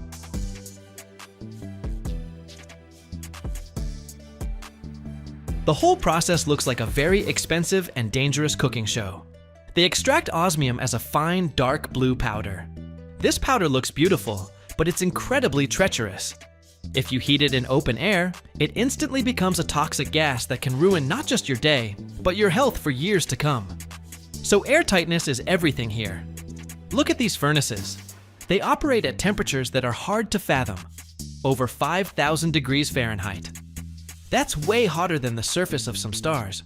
Because osmium has an incredibly high melting point, you can't just melt it in a bucket and pour it into molds. They use powder metallurgy methods here. The powder gets pressed under gigantic pressure, then sintered in a vacuum. What you get is like a metal sandwich that then becomes a monolith. It's fascinating to watch them try to cut this metal.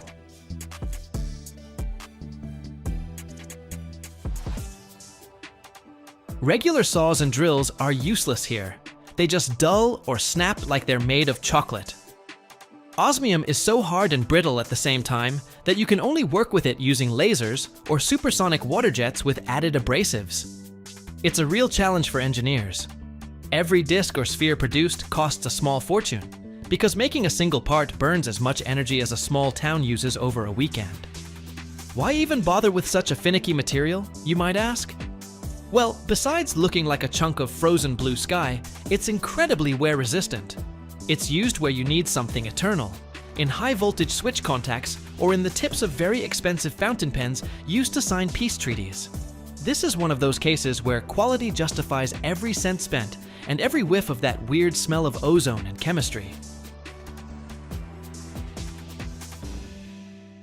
I'm standing next to a finished ingot. It's small, about the size of my palm, but when I try to move it, my muscles tense up like I'm pushing a small car. This little guy weighs about 35 pounds. You can't capture this feeling through a camera. It violates every law of logic we're used to in everyday life. You expect lightness, and you get a gravitational punch to your arms. Now we're moving into the packaging zone. Even here, everything's serious. Every gram is accounted for. Every ingot has its own certificate and number. This isn't the kind of metal you accidentally forget in your work jacket pocket. Its market price swings so wildly that investors sometimes drink more sedatives than coffee. But demand for this blue shimmer keeps growing because the world's getting more technological, and osmium, it's exactly the ingredient that makes modern electronics reliable. You know what struck me most at this plant? It's the people. They talk about this metal like it's a living creature with a really bad temper, one they've learned to respect and tame just a little. There's no room for rushing here. Every move is calculated to the inch. Every second in the furnace is accounted for. This isn't just manufacturing. It's a battle of human intellect against the physical limits of matter. We're wrapping up our tour at the finished product display. Here you'll find small parts that'll soon ship all over the world. Some will end up in spacecraft, others will become part of medical devices. And every time you hear about something incredibly strong and durable, remember this blue, smelly, and impossibly heavy metal. Hope you enjoyed this walk along the edge of the periodic table. It was tough in every sense of the word. Don't forget, the world around us is way more interesting than it seems at first glance, especially if you peek behind the fence of a big factory. It was fun showing you this metallic extreme. Until next time at new facilities, where we'll definitely find something else that'll make your eyebrows shoot straight up in surprise. Did you enjoy this format? Maybe you'd like me to prepare a detailed script about manufacturing another rare metal, or talk about the logistics of moving these heavy ingots around. You can find in ordinary dirt that contains so much energy, 2 pounds replaces 6 million pounds of coal. A rock you shouldn't touch with bare hands, controlled more strictly than gold, and determines whether entire cities have power in winter. This is uranium ore, the planet's most controversial geological resource, simultaneously saving us from climate catastrophe and threatening nuclear apocalypse. Let's dive into a world where geology collides with nuclear physics, and ordinary stone can change the fate of civilization. Let's start with what uranium ore actually looks like. If you're picturing something bright green, glowing in the dark like those mutant movies, I hate to break it to you, most uranium ore looks like regular gray or yellowish brown rock, sometimes with a greenish tint, sometimes with black spots, but nothing particularly mind-blowing. You could walk right past this stuff in the mountains and never even know it's radioactive. True, there are minerals like uraninite or turbinite that have a brighter yellow-green color, but that's more the exception. Real glow happens, but not from the uranium itself. Some uranium minerals fluoresce under ultraviolet light. They light up bright green or yellow. Geologists use this to find deposits. They shine UV lamps in the dark, and the ore gives itself away with that glow. Looks straight up cosmic, especially in caves, where the walls suddenly burst into neon colors. But the main feature of uranium ore isn't its appearance, it's what's inside.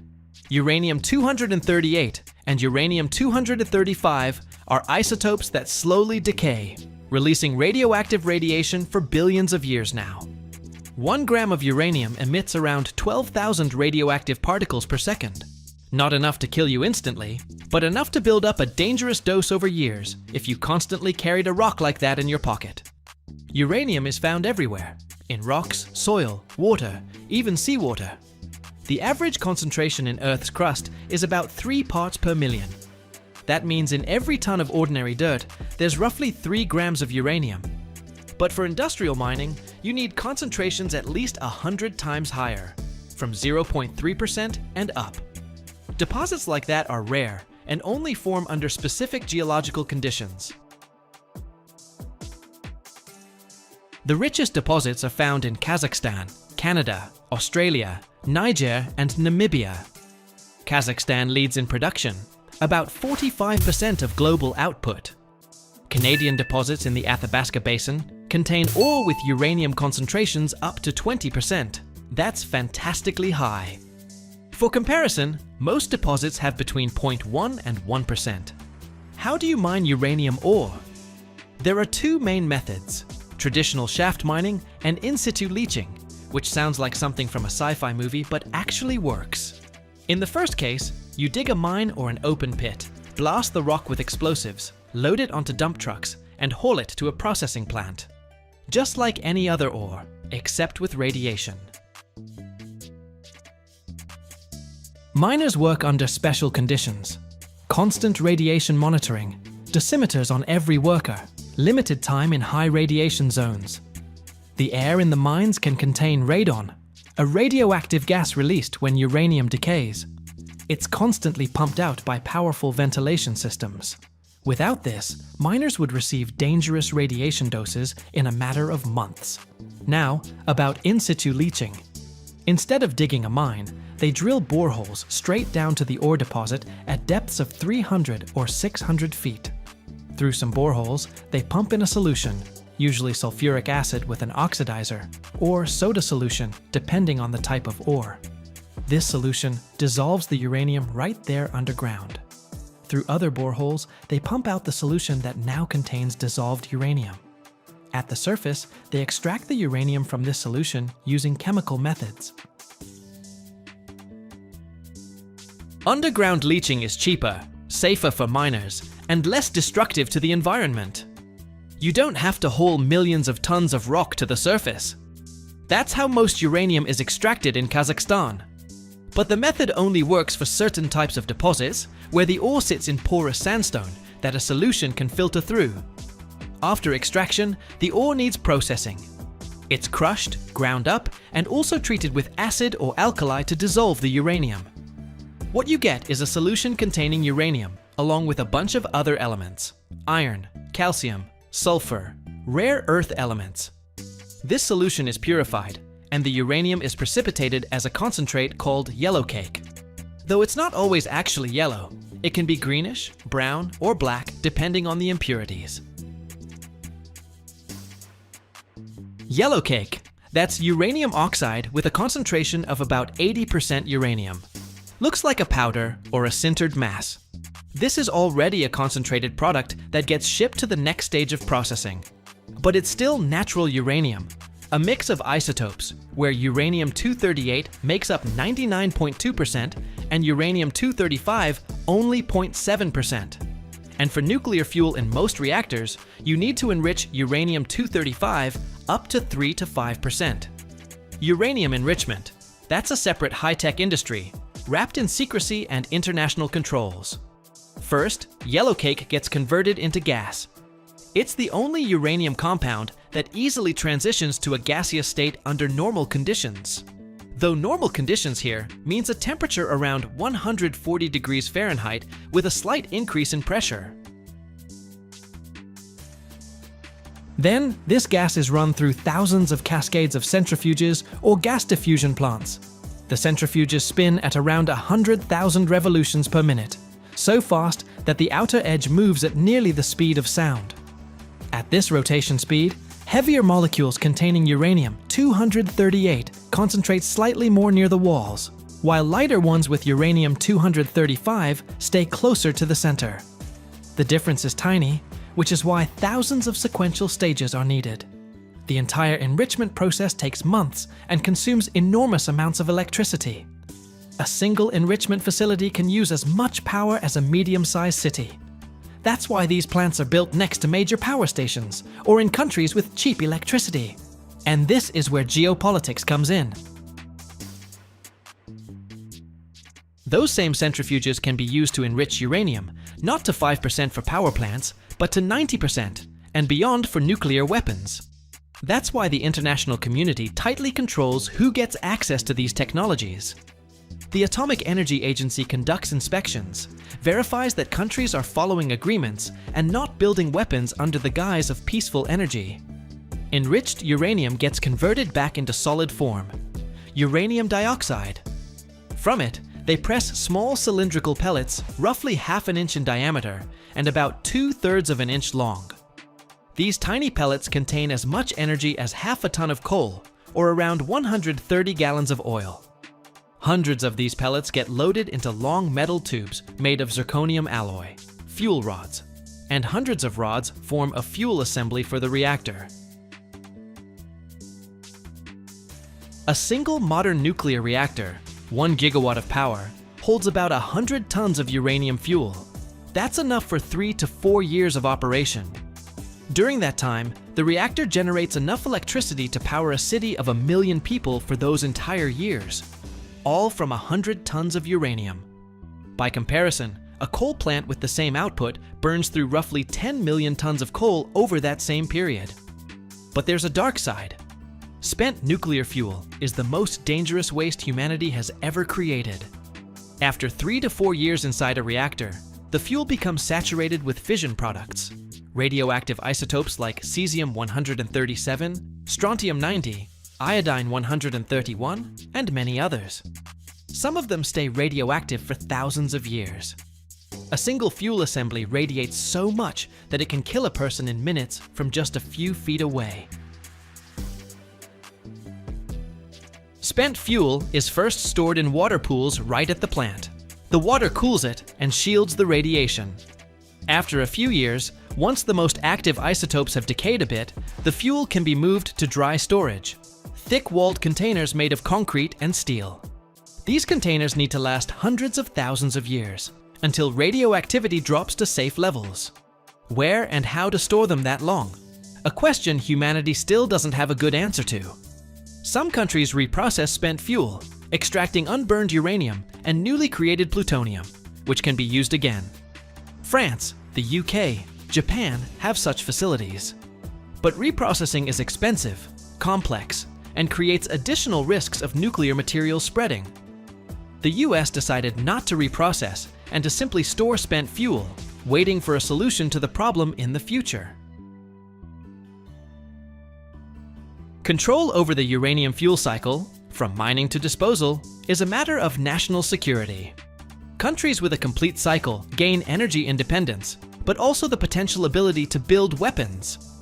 That's why the spread of these technologies is tightly controlled by international treaties.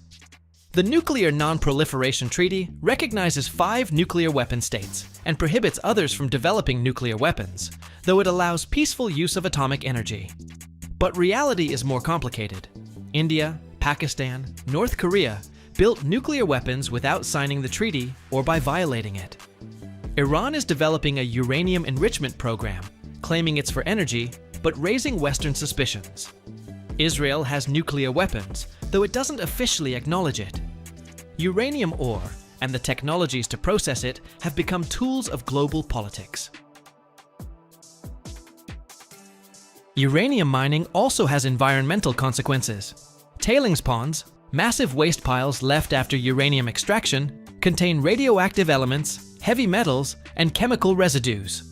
If improperly contained, they contaminate groundwater for decades.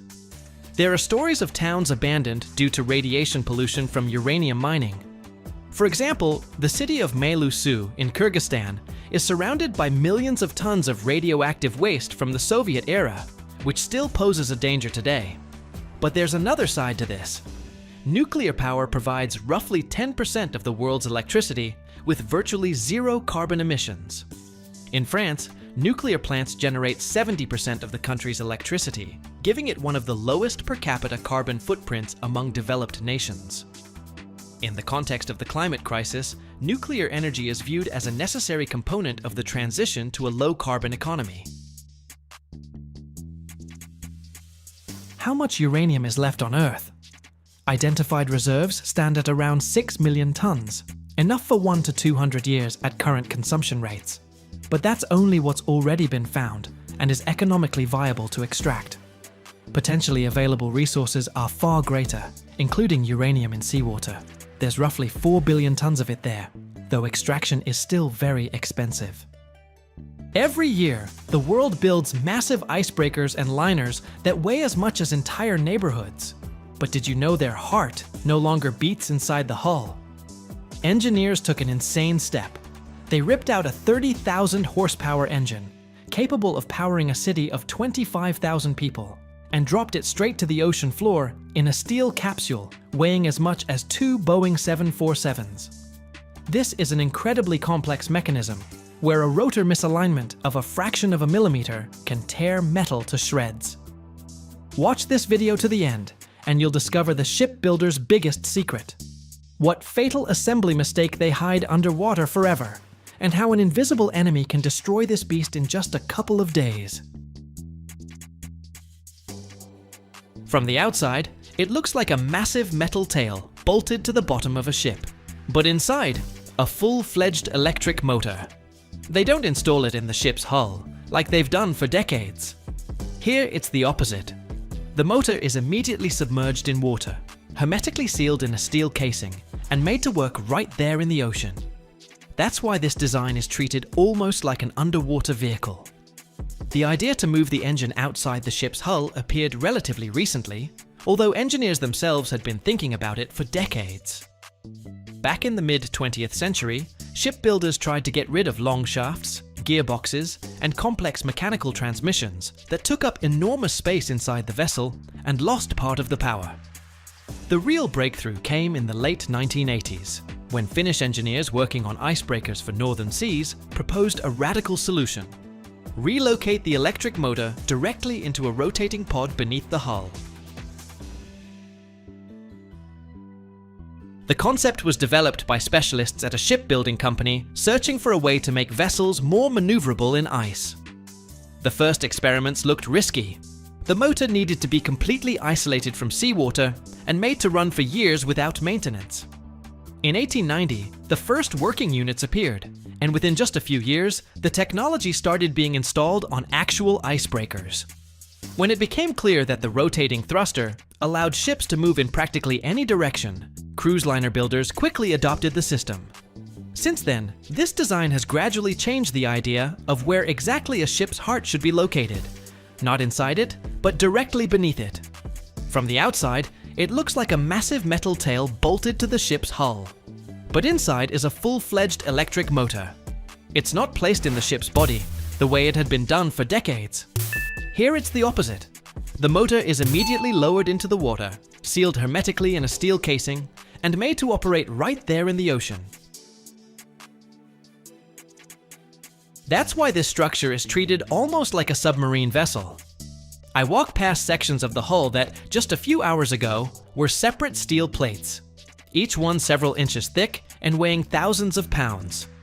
These are curved metal sheets several inches thick, already pre-rolled, so the future capsule will have a smooth, streamlined shape. Cranes slowly lift these elements and bring them together, like assembling an underwater projectile. Between the parts, they leave a narrow gap where the weld goes. During welding, sparks fly everywhere, and the metal glows orange. Workers move slowly, going over every foot of the joint several times. First, the inner seam is formed, then the outer one, after which the surface is ground down so no protrusions remain that would create water resistance. When the hull closes up, it already looks like a smooth steel torpedo. After that, inspection begins. The seams are examined with ultrasound and X-rays, searching for even the tiniest pores inside the metal. Any suspicious section gets cut out and welded fresh. Then the capsule is sealed and pressurized to levels way beyond what it'll face underwater. If there's a weak spot anywhere, it'll show up right away. Only after that is the hull cleared to handle years of work in cold seawater and constant ice impacts. Once the steel capsule is fully welded and pressure tested, they need to install the electric motor, the main power source for the future vessel. And that's when you realize just how massive everything is in marine engineering. Before installation, the motor sits on a special platform and looks more like part of a power plant than ship machinery. Its diameter is nearly 10 feet, and it weighs so much that regular lifting equipment isn't even considered. Only heavy overhead cranes do the job. The rotor, the rotating part of the engine, gets lifted separately. This massive metal ring with copper conductors weighs more than a fully loaded truck. The crane starts moving so slowly, it's almost invisible to the eye. The operator works off signals from several engineers standing on different sides of the housing, constantly monitoring the component's position. There's no room for sudden movements here. Even a fraction of an inch displacement could mean misalignment that'll show up during operation as severe vibrations. They literally lower it inch by inch, constantly measuring clearances with laser instruments. Bearings and support elements are already installed inside the housing, and all of them have to align within thousandths of an inch. If the engine shaft doesn't line up perfectly with the geometric center of the capsule, rotation will create an imbalance.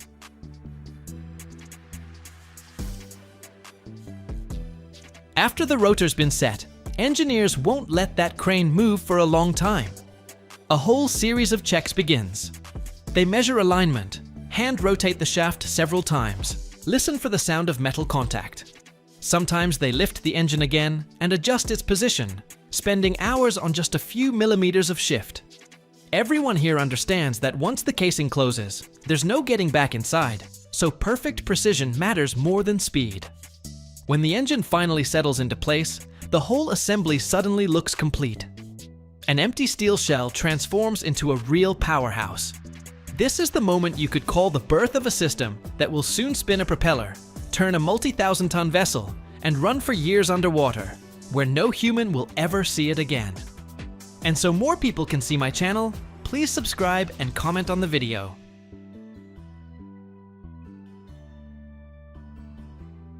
Modern installations can pump out up to 22 megawatts of energy. That's equivalent to over 30,000 horsepower. For perspective, one of these engines could power a small town of 25,000 people. A fully assembled installation, engine and propeller combined, can weigh over 320 tons, or more than 700,000 pounds. That's the weight of 2 Boeing 747s. The propeller attached to this pod often measures over 22 feet in diameter.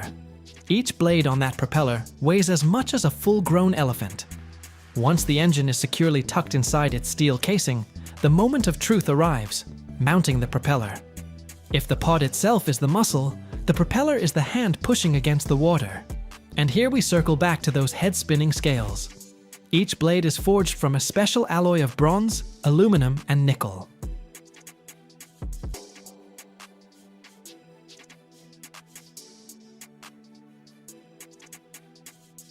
This metal has to be strong enough not to bend under thousands of tons of water pressure, yet smooth enough not to create unnecessary turbulence. The blades arrive at the capsule on special pallets, each one wrapped in protective film like a piece of jewelry.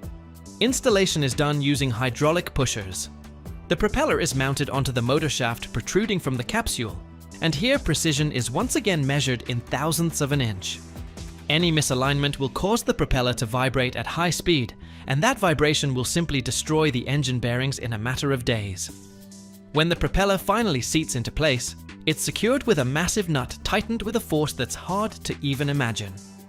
After that, a streamlined cap is installed on the propeller hub. This ensures the water flow past the propeller stays perfectly smooth. The entire assembly is then coated with a special paint that prevents marine organisms and barnacles from attaching. Because even a few inches of buildup on the blades can reduce engine efficiency by 5 to 7%, which translates to losses of hundreds of thousands of dollars per year. In every second of our lives, there are metals we don't even suspect. Without them, there would be no smartphones, electric cars, or even jet aircraft. And now imagine a place where, in the middle of the desert, under the scorching California sun, the United States creates a strategic resource of the future, without a single pound of Chinese raw materials. Here, at Mountain Pass, they mine 43,000 tons of rare earth metals annually. Rocks that look ordinary are transformed into materials for lasers, engines, and defense systems. But there's something almost no one knows about. And if you watch till the end, you'll understand why this dust from the desert can change the world. Today here, in the dust and heat, MP Materials Company mines 43,000 tons of rare earth concentrate per year, all without a single pound of Chinese raw materials.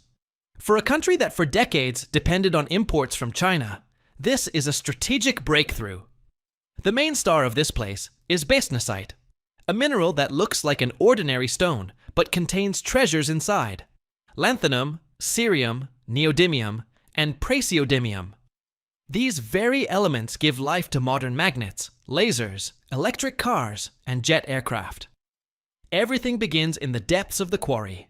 Huge excavators and 300-ton trucks carry rock to the crusher. Next comes the flotation process, similar to a magic sieve. Crushed ore is mixed with water and special reagents. All this turns into foam, and basnasite particles float to the surface, while waste settles to the bottom. After flotation, basnasite goes for chemical expertise. In MP Materials laboratories, it's transformed into concentrate, and then into individual elements. This is a complex sequence of extractions and washes, where each metal chooses its own path. Once, this stage was performed in China. Now the United States is gradually building a full production cycle, from ore to finished magnets. Thanks to this, the country has already replaced 80% of its former imports from Asia, and this is just the beginning. It sounds like science fiction, but it's a fact. 2 pounds of cerium can become material for optical lenses of laser systems in military equipment. Other elements, like neodymium, are used in powerful magnets of jet engines and in missile guidance systems. All this means that every ton of ore from Mountain Pass isn't just raw material. It's a piece of American defense independence. The California desert isn't just scorched by the sun, it's politically charged. Mountain Pass is a symbol of a new era where technology and geopolitics merge. Today, American engineers, in hard hats and safety glasses, are literally building their own supply chain of the future, step by step displacing the Chinese monopoly. Just as in the 60s, when the United States first launched a satellite, now they're trying to be first to build an independent rare earth elements industry. And it all starts right here, among the sands, where it was once quiet, but now machines rumble, and the fire of smelting furnaces glows. If you gather all the rare earth elements mined here per year, it's 43,000 tons of concentrate. Outwardly ordinary dust, but actually strategic raw material, more valuable than gold.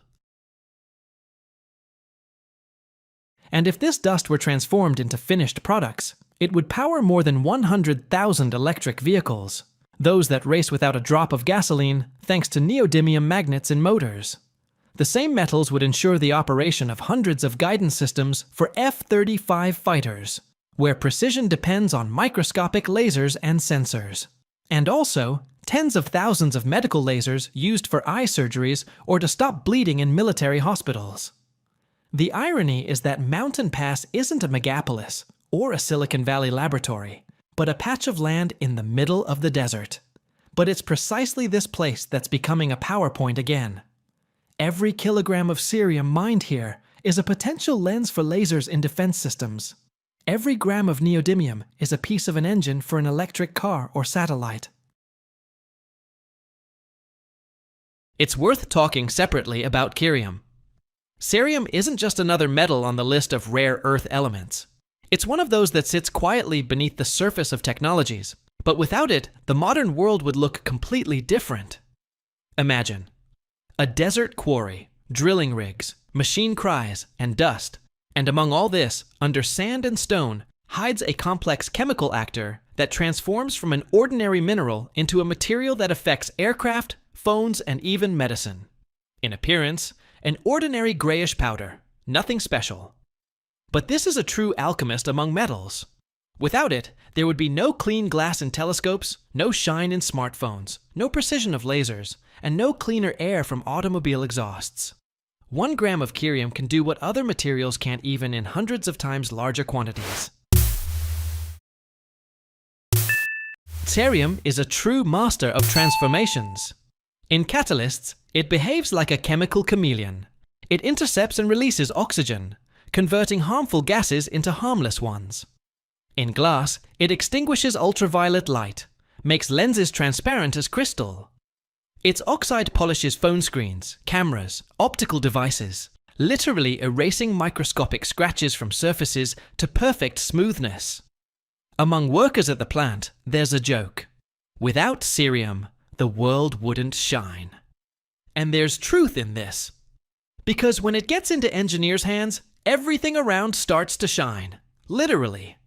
It helps see farther, move faster, burn cleaner, heal more precisely. All this, from desert dust, from a place where heat reaches 110 degrees Fahrenheit, and wind sweeps away traces in a few minutes, as a symbol that even in the driest desert, the future can be born. Mountain Pass was once just a point on the map, the only mine of this type in all of North America. But now it's surrounded by an entire network of structures that transform crude ore into pure elements, ready for the most complex technologies, from electric motors to jet guidance systems.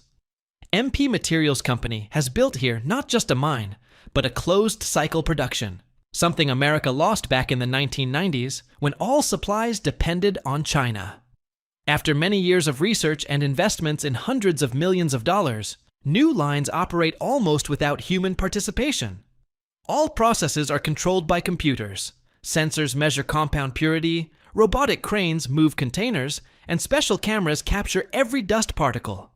Air in laboratories is so sterile that it feels like it's not a desert, but a space station. Everything that comes out of these shops is sent to other factories, which are also being built inside the country. In Texas and Ohio, they're building factories that will manufacture permanent magnets, precisely those that ensure the operation of Tesla electric motors, wind turbine turbines, or fighter guidance systems. Once these magnets were supplied from China almost 100%, but now America plans to completely switch to its own materials by 2030. People who work here say they feel part of something bigger than just production. When they watch as a substance comes out of desert soil that will later turn into part of a satellite or a high-precision laser, it resembles a true miracle. Next to the quarry grow warehouses, laboratories, transport hubs, and on the horizon, also solar panels that power this giant. After the mine closed in 2002, when Chinese companies effectively monopolized the rare earth elements market, only a few dozen workers remained in the mountain pass area, maintaining security and basic infrastructure. The nearby settlement declined. Stores closed, roads overgrew with weeds, and local families moved out to look for work. When in 2017, MP Materials Company bought out the assets and launched a modernization program, the situation began to change literally from scratch. Over several years, more than 800 jobs were created at the enterprise itself, not counting hundreds of related ones, in transport, chemical supply, technical service, energy, and even local services. In neighboring towns, cafes reopened, schools received funding, and roads, repairs.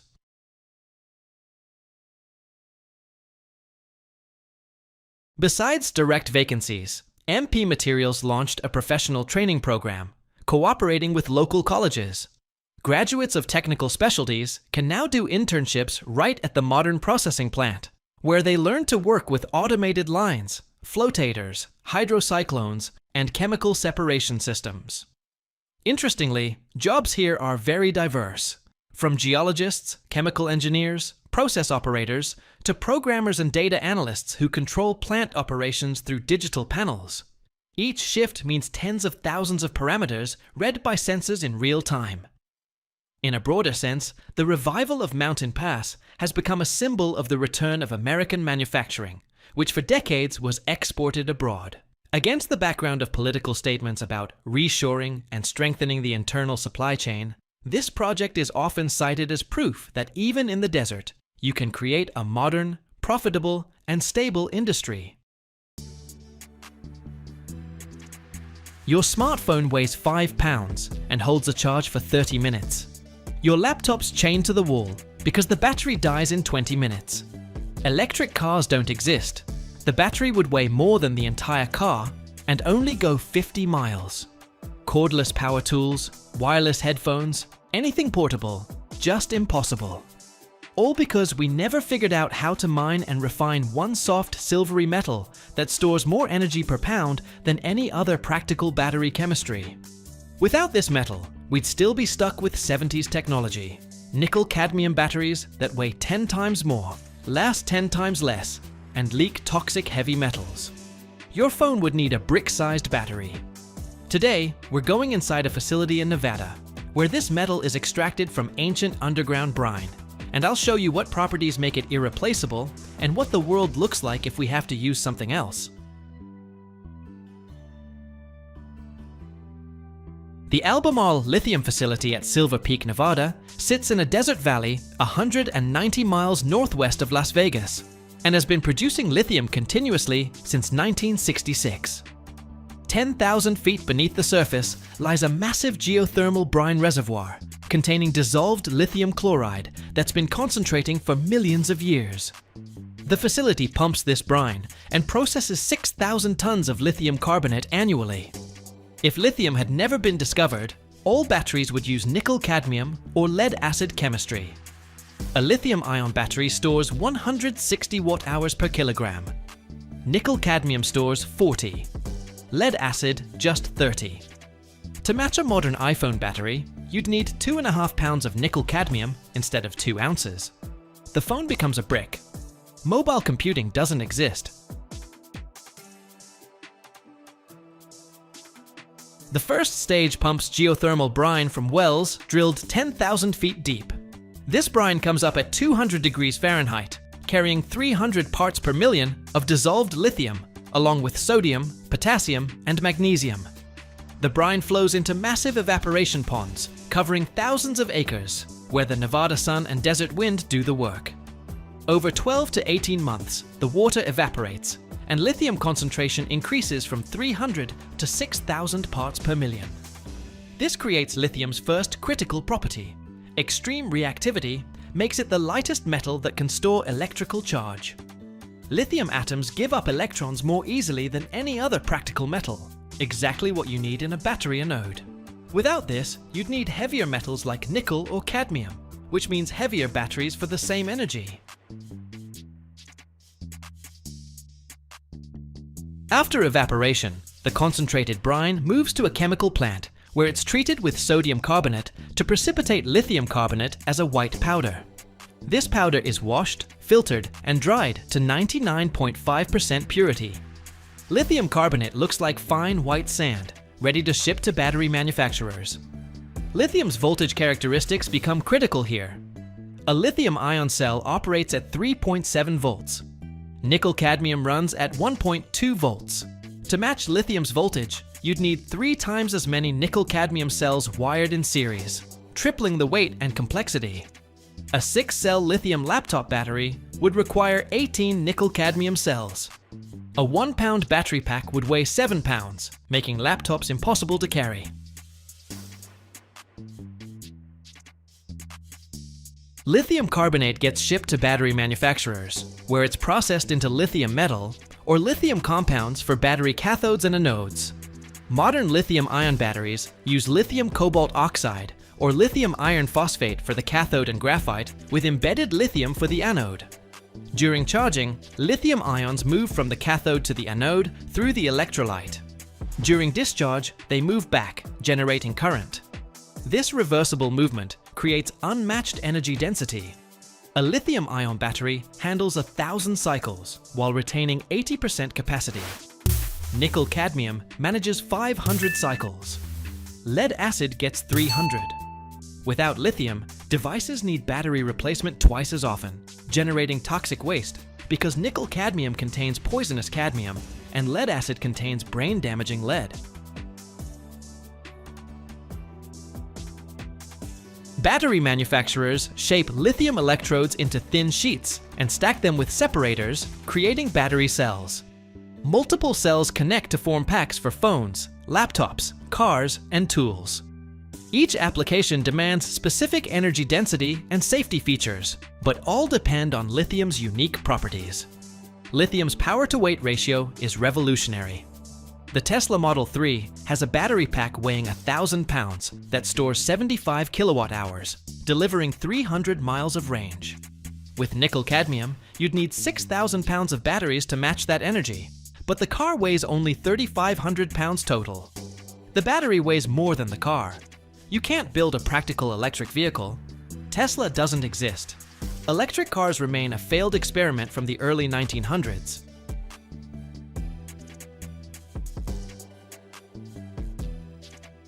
Every batch of lithium and every battery goes through rigorous safety testing, and there's a specific reason why lithium battery safety standards are so incredibly strict. In 2016, Samsung released the Galaxy Note 7 smartphone with a lithium-ion battery that had a design flaw. The internal structure allowed the positive and negative electrodes to touch under certain conditions, creating a short circuit. Samsung had to recall 2.5 million phones globally. The recall cost them $5.3 billion. Airlines banned the Note 7 on flights. The incident nearly destroyed Samsung's phone business and proved that lithium batteries demand perfect manufacturing with zero tolerance for defects.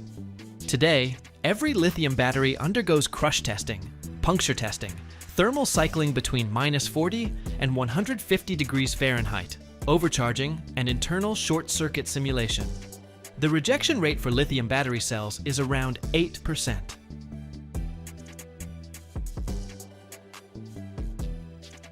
Lithium that's passed all testing gets shipped to electronics manufacturers around the world.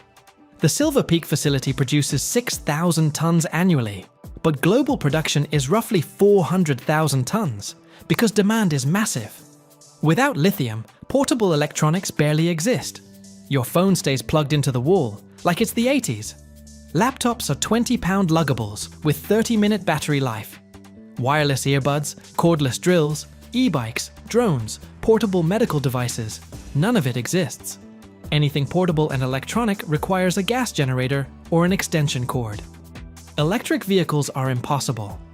Every automaker tried EVs with lead-acid or nickel metal hydride batteries in the 90s and 2000s. All failed. Maximum range 60 to 80 miles. Batteries died after 2 years. Without lithium-ion, Tesla never gets started. EVs remain a failed technology, and we're stuck with gas cars with no viable alternative.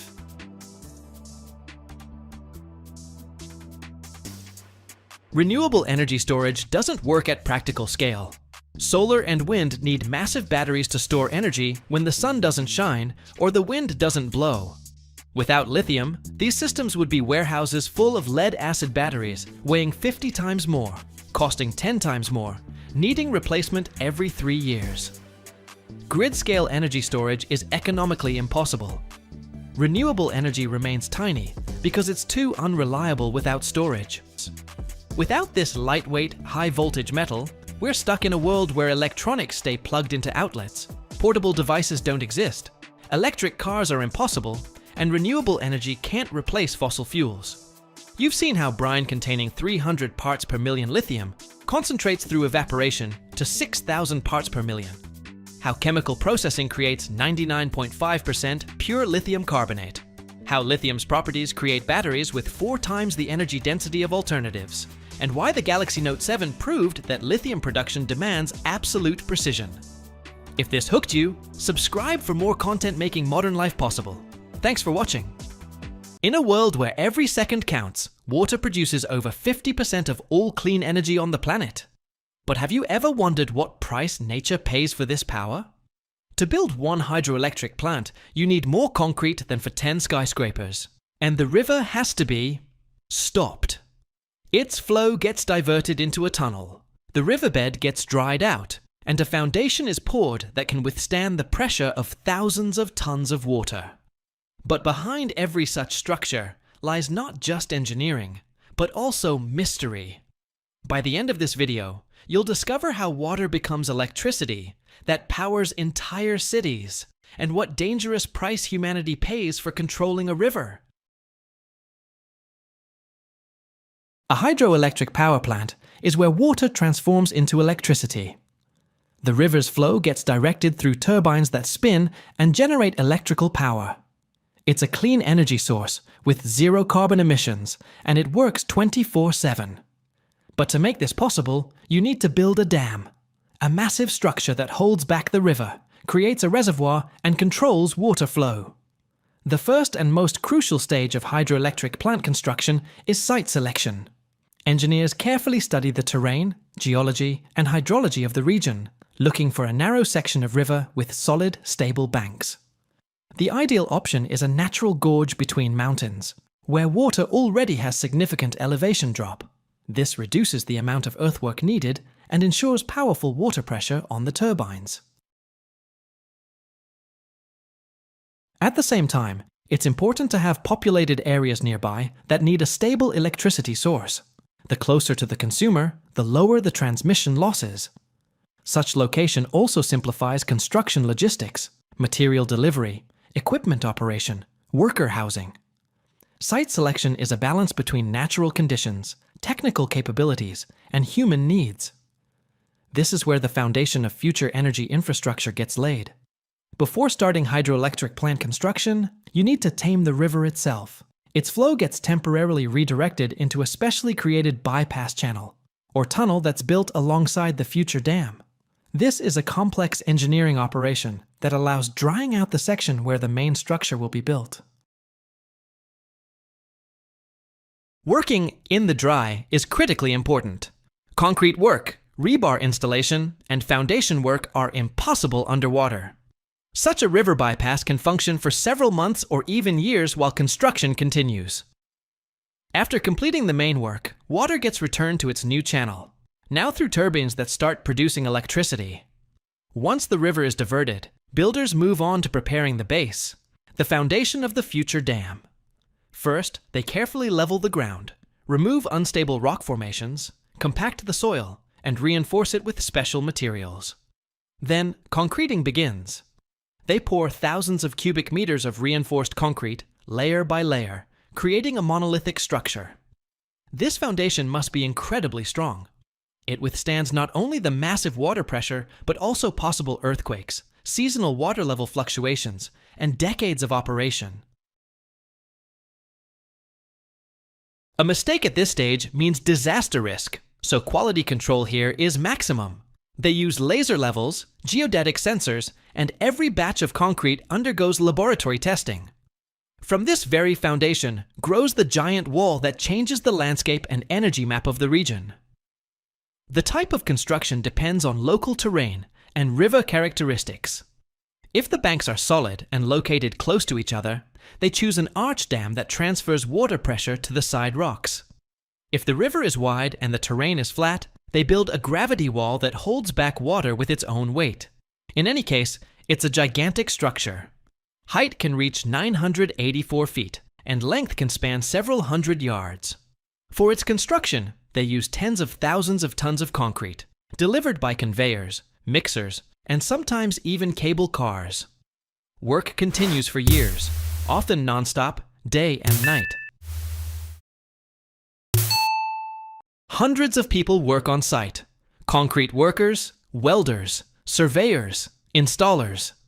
Every stage requires precise coordination because a mistake can cost millions. The key stage of converting water into electricity happens in the lower part of the dam, where hydro turbines are installed. These are massive metal structures with blades resembling giant fans. When water from the reservoir gets directed downward under high pressure, it passes through the turbines, forcing them to rotate. This motion transfers to generators, devices that convert mechanical energy into electrical energy. A generator consists of a rotor and stator. When the rotor spins, electric current emerges in the magnetic field. All this happens with incredible precision. Even a small balance disruption can stop the system. To ensure stable operation, turbines get regularly serviced, cleaned of sediment, and temperature monitored. The result is powerful electricity that enters the grid and powers cities, factories, schools. Right here, in the depths of the concrete wall, the energy that drives the modern world is born. When all main structures are completed, foundation, dam wall, turbines, and generators, comes the moment of returning the river to its new channel. Engineers block the bypass canal, and water again gets directed toward the dam, but now in a controlled manner. It begins gradually filling the reservoir that formed behind the concrete wall. This process isn't quick. To avoid sudden level changes that could damage the structure or cause landslides, filling happens in stages. Sometimes this takes weeks or even months. Meanwhile, they monitor bank conditions, water levels, wall pressure, and turbine operation. When the reservoir reaches optimal level, the hydroelectric plant enters normal operation. It starts steadily producing electricity that enters the grid. To build one dam, they use enough material to construct 10 modern skyscrapers. This isn't an exaggeration. Concrete gets poured in layers, day and night, thousands of tons at a time. It's delivered by conveyors, mixers, barges, sometimes even cable cars. Such volume is needed to create a monolithic wall, capable of restraining a river. But concrete is only part of the story. Water held back by the dam exerts colossal pressure. On every square foot of wall, dozens of tons of force. It's like several trucks pressing simultaneously on a door-sized area. Such pressure doesn't just affect the structure, but also creates potential for energy production. The greater the water drop height, the more energy can be obtained. Water flow gets directed through turbines that spin and drive generators. All this without burning fuel, without emissions, just nature's force. One large hydroelectric plant can provide electricity to millions of people. That's schools, hospitals, factories, neighborhoods, entire cities. In some countries, hydropower is the main electricity source, stable and ecological. When they build a dam, the river stops flowing freely. It gets restrained, redirected, accumulated. This changes the landscape. Valleys, forests, fields get flooded. Dozens of square miles of territory where people once lived, trees grew, and animals ran can end up underwater. Sometimes entire villages need relocation. Roads, bridges, and cemeteries need moving. It's a painful process requiring social support, compensation, and careful planning. At the same time, the river's life changes. Water flow becomes controlled, affecting fish accustomed to seasonal migrations. For example, salmon or sturgeon can lose access to spawning grounds if special fish passages aren't provided. Channels or ladders that fish can use to bypass the dam. Without them, populations decrease and sometimes disappear completely. Water's chemical composition also changes, along with its temperature and oxygen levels. In reservoirs, water stagnates, which can cause algae blooms or death of some species. The region's microclimate changes. It becomes more humid, fog appears, wind patterns shift. That's why modern projects try to minimize ecological damage. Engineers work together with ecologists, hydrobiologists, and geographers. They create fish passages, plant new forests, relocate rare species, and form artificial islands for birds. In some cases, they even create new ecosystems, wetlands and floodplains that compensate for losses. A hydroelectric plant is a powerful source of clean energy, but it shouldn't be a source of destruction. Balance between technical progress and nature is the main challenge of the 21st century. And this is where new construction ethics are born, not just to build, but to preserve. Every year, humanity mines nearly 2.5 billion tons of iron ore worldwide. That's over 5 trillion pounds of metal, without which we wouldn't have skyscrapers, roads, or even your smartphone.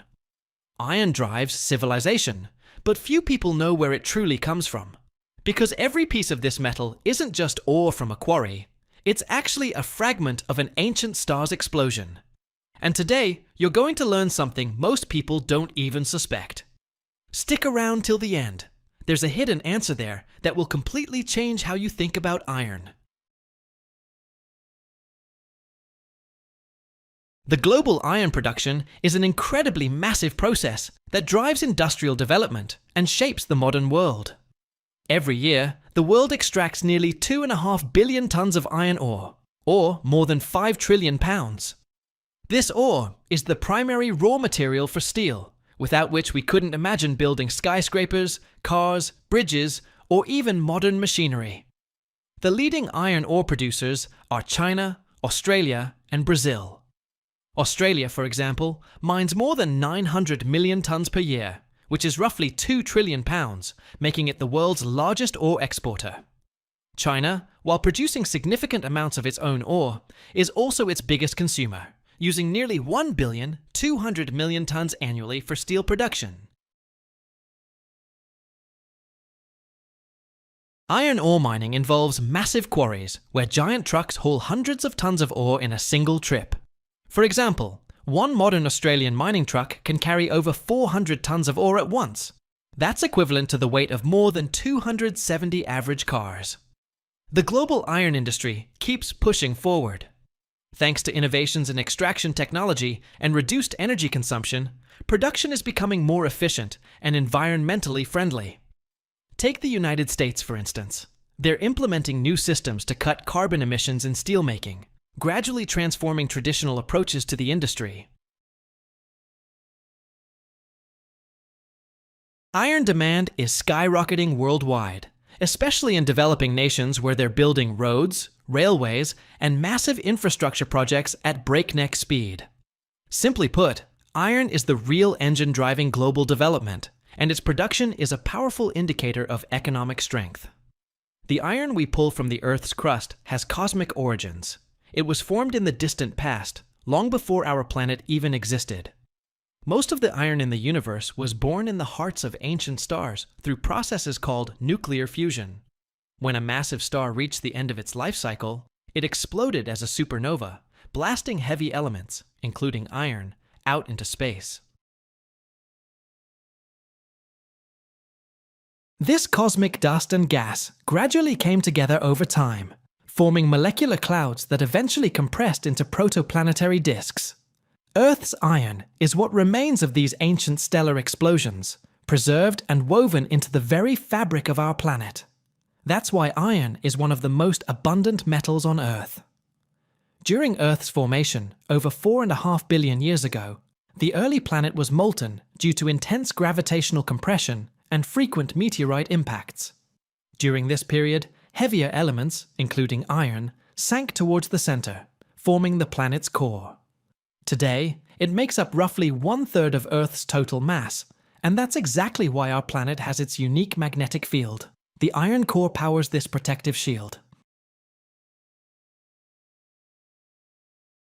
Iron in the upper layers of the planet forms mainly as iron ore, a mixture containing oxides and other iron compounds. It's distributed throughout Earth's crust and mantle, and that's where we extract it from to create metal for every aspect of our lives. From iron's origins in stars to its crucial role in shaping our planet, this metal has traveled an incredible journey before becoming part of buildings, machines, and even your smartphone. So every piece of iron in the world is essentially a cosmic artifact, carrying within it the history of the universe and our planet's shared story. Iron almost never occurs in pure form in Earth's crust. It's hidden within numerous minerals, oxides, sulfides, silicates, carbonates, and other compounds. The most common iron minerals are hematite, magnetite, siderite, limonite, and pyrite. The iron content in these ores ranges from 10 to 70% or more, depending on the type and quality of the ore. To get metallic iron, you need a pretty aggressive and complex technological approach. In industry, the main method is the blast furnace process, where iron ore gets heated in a blast furnace at extremely high temperatures, around 2,900 degrees Fahrenheit. There, under the action of coal and other additives, the ore is reduced, meaning oxygen is separated from the iron, and molten metallic iron forms, which collects at the bottom of the furnace. Other methods, like direct reduction of iron, are used to extract metal from finer concentrates in the form of iron powder or sponge iron, which can then be remelted. So, iron gets freed from minerals through engineering processes that demand extreme temperatures and chemical reactions. This aggressive approach is what transforms the iron buried in ores into strong metal, the foundation of modern civilization. The molten metal pools at the bottom of the furnace, separating from the slag, impurities that float to the surface. Pig iron typically contains 3 to 5% carbon and other impurities, so it needs further processing. The next stage is the converter process.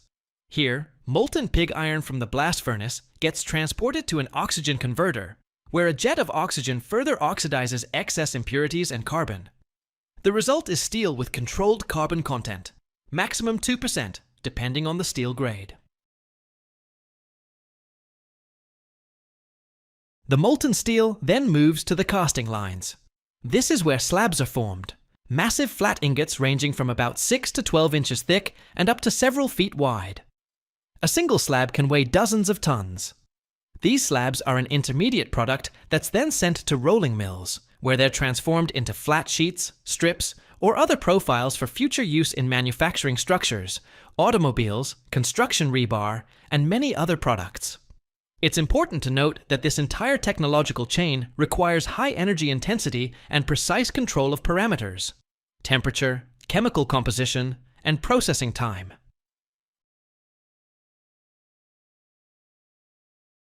Engineers control the process with high precision to achieve the necessary steel quality, strength, and durability. Besides traditional blast furnace production and converter refining, modern metallurgy increasingly uses electric arc furnaces, where steel scrap is remelted with molten iron, added to save resources and reduce environmental impact.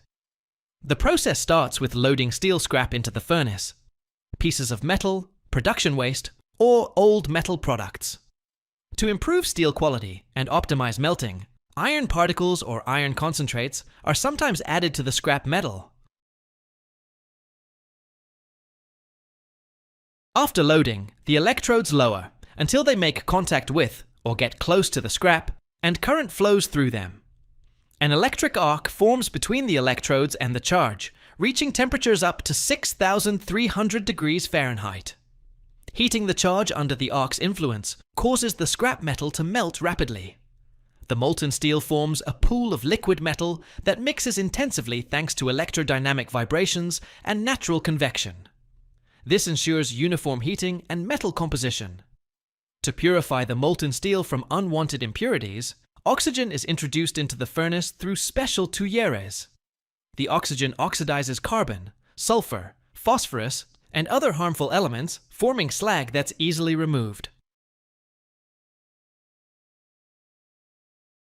Alongside this, fluxes are added, materials that help neutralize impurities, improve slag formation, and protect the metal from air exposure. Refining continues until the desired chemical composition is achieved. When the metal reaches the required quality and temperature, it's poured from the electric arc furnace into special ladles, containers for transporting liquid steel to the next processing stages. On continuous casting lines, the molten metal is transformed into slabs. The weight of a single slab can reach anywhere from 20 to 30 tons. These billets serve as the foundation for further rolling into sheets, bars, pipes, and other metal products. The main advantage of electric arc furnaces is that they can run almost entirely on scrap metal, which dramatically cuts down the need for mining iron ore and slashes energy consumption. This makes steel production way more eco-friendly and cost-effective. The furnace is constantly monitored by operators who adjust the current strength, voltage, and oxygen flow to optimize melting and hit the exact steel specs needed. Graphite electrodes wear down over time from the extreme heat and need to be replaced regularly. Picture a liquid that goes through at least 10 different transformations before it ends up in the tank of a truck, tractor, or generator. It's boiled, compressed, broken down into molecules, reassembled, cleaned with hydrogen, and tested dozens of times. All of this so an engine can run for hours under load, in scorching heat and freezing cold, without failures or surprises. Diesel fuel seems ordinary, but it's actually one of the most complex products of modern industry, where behind every gallon stands engineering, temperature, and cold calculation. Diesel fuel doesn't just appear from crude oil, like gasoline from a pump. It's the product of a long, hot, and highly controlled chain of processes, where crude oil is gradually transformed from a dark, heavy liquid into a precisely defined mixture of molecules capable of running reliably in an engine. Everything starts with oil, but then it's literally broken down into components, sorted, cleaned, and reassembled, this time in the right form. Crude oil begins its journey far from the refinery, at oil fields, where it's lifted from the Earth's depths through wells.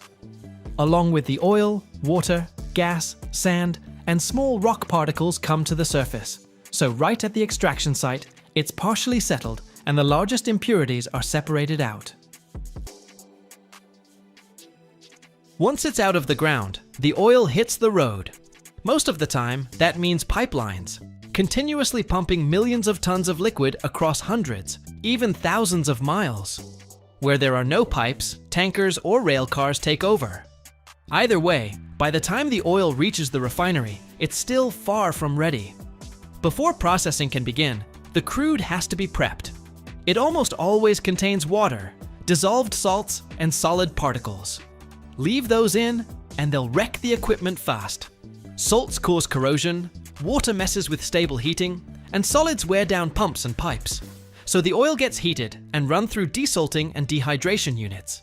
There, it's mixed with fresh water to wash out the salts, then an electric field forces the water to separate and settle.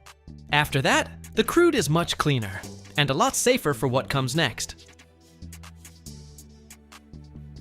The prepared crude oil enters the refinery's main unit, the atmospheric distillation column. This is a tall metal tower, like a multi-story building, with dozens of horizontal trays or packing material inside. The column maintains a constant temperature difference. It's super hot at the bottom, and the higher you go, the cooler it gets.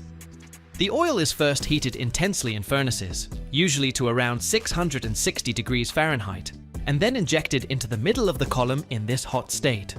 Once inside, the oil starts behaving completely differently than it did in the pipeline. It partially vaporizes, creating a mixture of vapor and liquid. Lighter components with lower boiling points quickly turn to vapor and rise upward. Heavier fractions stay lower or flow all the way down to the bottom. Each level of the column corresponds to its own temperature range, so the vapors condense exactly where they're comfortable. As a result of this process, crude oil is essentially taken apart where it into its remains components. hottest, settle The lightest lubricating fractions oils and collect at heavy the top, residues. medium ones below, and the heavy residues remain at the very bottom. Everything happens without chemical reactions. The molecules don't break down or change. They simply separate based on physical properties. It's from this point that the real life of crude oil begins as raw material for fuel, lubricants, and dozens of other products, because each fraction obtained will follow its own technological pathway. This is where diesel fraction first appears. It's heavier than gasoline and kerosene, so it condenses lower down, but it's still light enough to be a liquid fuel. This isn't finished diesel fuel yet, just a halfway point, gas oil. It packs a lot of useful energy, but also plenty of sulfur, nitrogen compounds, and unstable molecules that engines hate. The gas oil that comes out of crude distillation is still miles away from the diesel fuel you pump into your tank. It looks similar, sure, but its makeup is dirty by modern standards. It contains sulfur, nitrogen compounds, traces of metals, and unstable hydrocarbon chains that oxidize easily and form carbon deposits. If you fed this stuff straight into an engine, it would quickly destroy the injectors, catalytic converters, and exhaust cleaning systems. That's exactly why gas oil has to go through a hydro-treating stage. At this stage, the fuel gets channeled into special reactors where they create extremely harsh conditions. Temperature there typically hits several hundred degrees, and pressure runs dozens of times higher than atmospheric.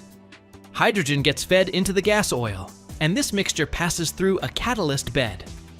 The catalyst doesn't get consumed in the process, but it's what forces the chemical reactions to go fast and in the right direction. Without it, purification would either be way too slow or just flat out impossible on an industrial scale. When the gas oil contacts the hydrogen, a series of reactions kicks off. Sulfur-containing compounds break down, and the sulfur converts into hydrogen sulfide, a gas that's easy to separate from the fuel. Nitrogen compounds transform into ammonia, which also gets removed from the stream. At the same time, hydrogen heals unstable molecules. Double bonds get saturated, and fragile structures rearrange into more stable ones. As a result, the fuel becomes chemically calmer, oxidizes less during storage, and behaves better during combustion. After the reactor, the gas oil is cooled and sent to separation units. There, gaseous products, hydrogen sulfide, ammonia, excess hydrogen, are separated from the liquid fuel. Hydrogen is usually recycled back into the process, while harmful gases are sent for further processing or neutralization. It's thanks to this stage that sulfur content in diesel fuel drops by tens or even hundreds of times, down to levels that meet modern environmental standards. The importance of hydrotreatment can't be overstated. It doesn't just cut harmful emissions, it directly impacts engine life. Cleaner fuel puts less wear on fuel injection systems, doesn't poison catalytic converters and particulate filters, burns more consistently, and keeps the engine running predictably. This is really the stage where gas oil stops being a semi-raw material and starts becoming actual diesel fuel suitable for 21st century machinery. But the process doesn't end there. Some diesel components don't even come from primary distillation. Heavy petroleum residues go through vacuum distillation, where reduced pressure extracts even more useful fractions. And if that's still not enough, cracking enters the picture. A process where large, lazy molecules are literally broken down into smaller ones. Hydrocracking is especially critical for diesel because it produces fuel with better combustion characteristics, a higher cetane number, and fewer impurities. After all these stages, different diesel components get blended together. This isn't some random pouring from one barrel to another.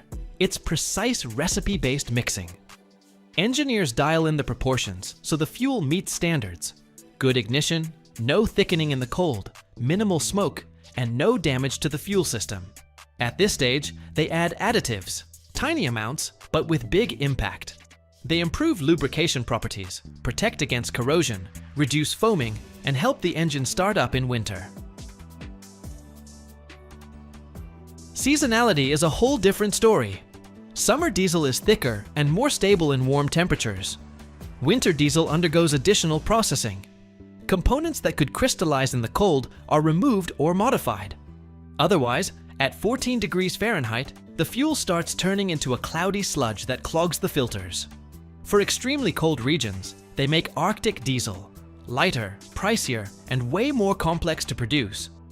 Once the fuel's ready, it's stored in tanks, then shipped to fuel depots, and finally to gas stations. But even along that route, it can still be tested, filtered, and adjusted. Diesel isn't a product where you can afford close enough. One small mistake at the refinery can turn into widespread equipment failures. Can metal burn brighter than the sun? Sounds impossible. But one element does this every day, and we're about to touch its mystery right now. Imagine a material lighter than plastic, yet capable of withstanding loads that break steel. A material hidden in seawater, in stone, in the technology around us, but the way it's extracted looks more like alchemy than industry. And here's the thing. By the end of this video, you'll learn about a property of magnesium that even many engineers have never heard of. Ready to discover what giant furnaces, seawater, and 1,000-degree flames have been hiding? Magnesium is often called the metal that defies intuition. It's lighter than many types of plastic, weighing approximately 0.063 pounds per cubic inch, 1.5 times lighter than aluminum, and nearly 4 times lighter than steel. In your hands, it feels almost hollow inside, yet this metal demonstrates remarkable strength in alloys and can withstand loads its mass simply doesn't suggest. What's most striking is how it burns. Given sufficient temperature, magnesium produces light so intense that its brightness reaches close to 3,500 degrees Fahrenheit, and watching the flame without protection is impossible. That's precisely why magnesium flashes were once used in photography and pyrotechnics. During combustion, it forms white smoke of magnesium oxide, and the flame itself looks as if someone turned on a concentrated beam of sunlight. In nature, pure magnesium doesn't exist. It's bound up in minerals, and the two main sources are dolomite and seawater. Global estimates suggest that the oceans contain over 1.3 quadrillion tons of magnesium, making it one of the most abundant metals in a form accessible to humanity. However, extracting it from water is a complex and energy-intensive process. Picture an industrial facility on the coast where the sea is essentially raw material. Everything runs continuously through a system of powerful pumps. Pipelines stretch from the shore to the processing units, moving thousands of gallons per hour. The water flows into large open or enclosed basins resembling giant reservoirs, where it's filtered for the first time to remove debris, sand, and biological contaminants. After that, in similar tanks, a calcium hydroxide slurry is added. This happens through automated dispensers that feed the material into the water, so the reaction proceeds evenly. From the outside, it looks like a slow transformation of transparent seawater into a cloudy liquid, as if someone added fine white powder that gradually binds the dissolved magnesium into flakes of sediment. While the reaction continues, large mixers move through the pool, sometimes resembling windmill blades, only turned horizontally. They stir the liquid almost silently, so the sediment forms everywhere rather than clumping together in one spot. When the particles become heavier and start settling to the bottom, the liquid is pumped into the next settling tank. There it sits for several hours, and the solid fraction slowly settles, forming a dense layer that looks like wet cement. The upper part of the water is drained back into the sea or directed for retreatment, while the sediment is collected by special grabs or vacuum systems. Then, the sediment is rinsed with fresh water and dried in powerful drying ovens that blow hot air at speeds capable of removing an entire layer of moisture in a minute.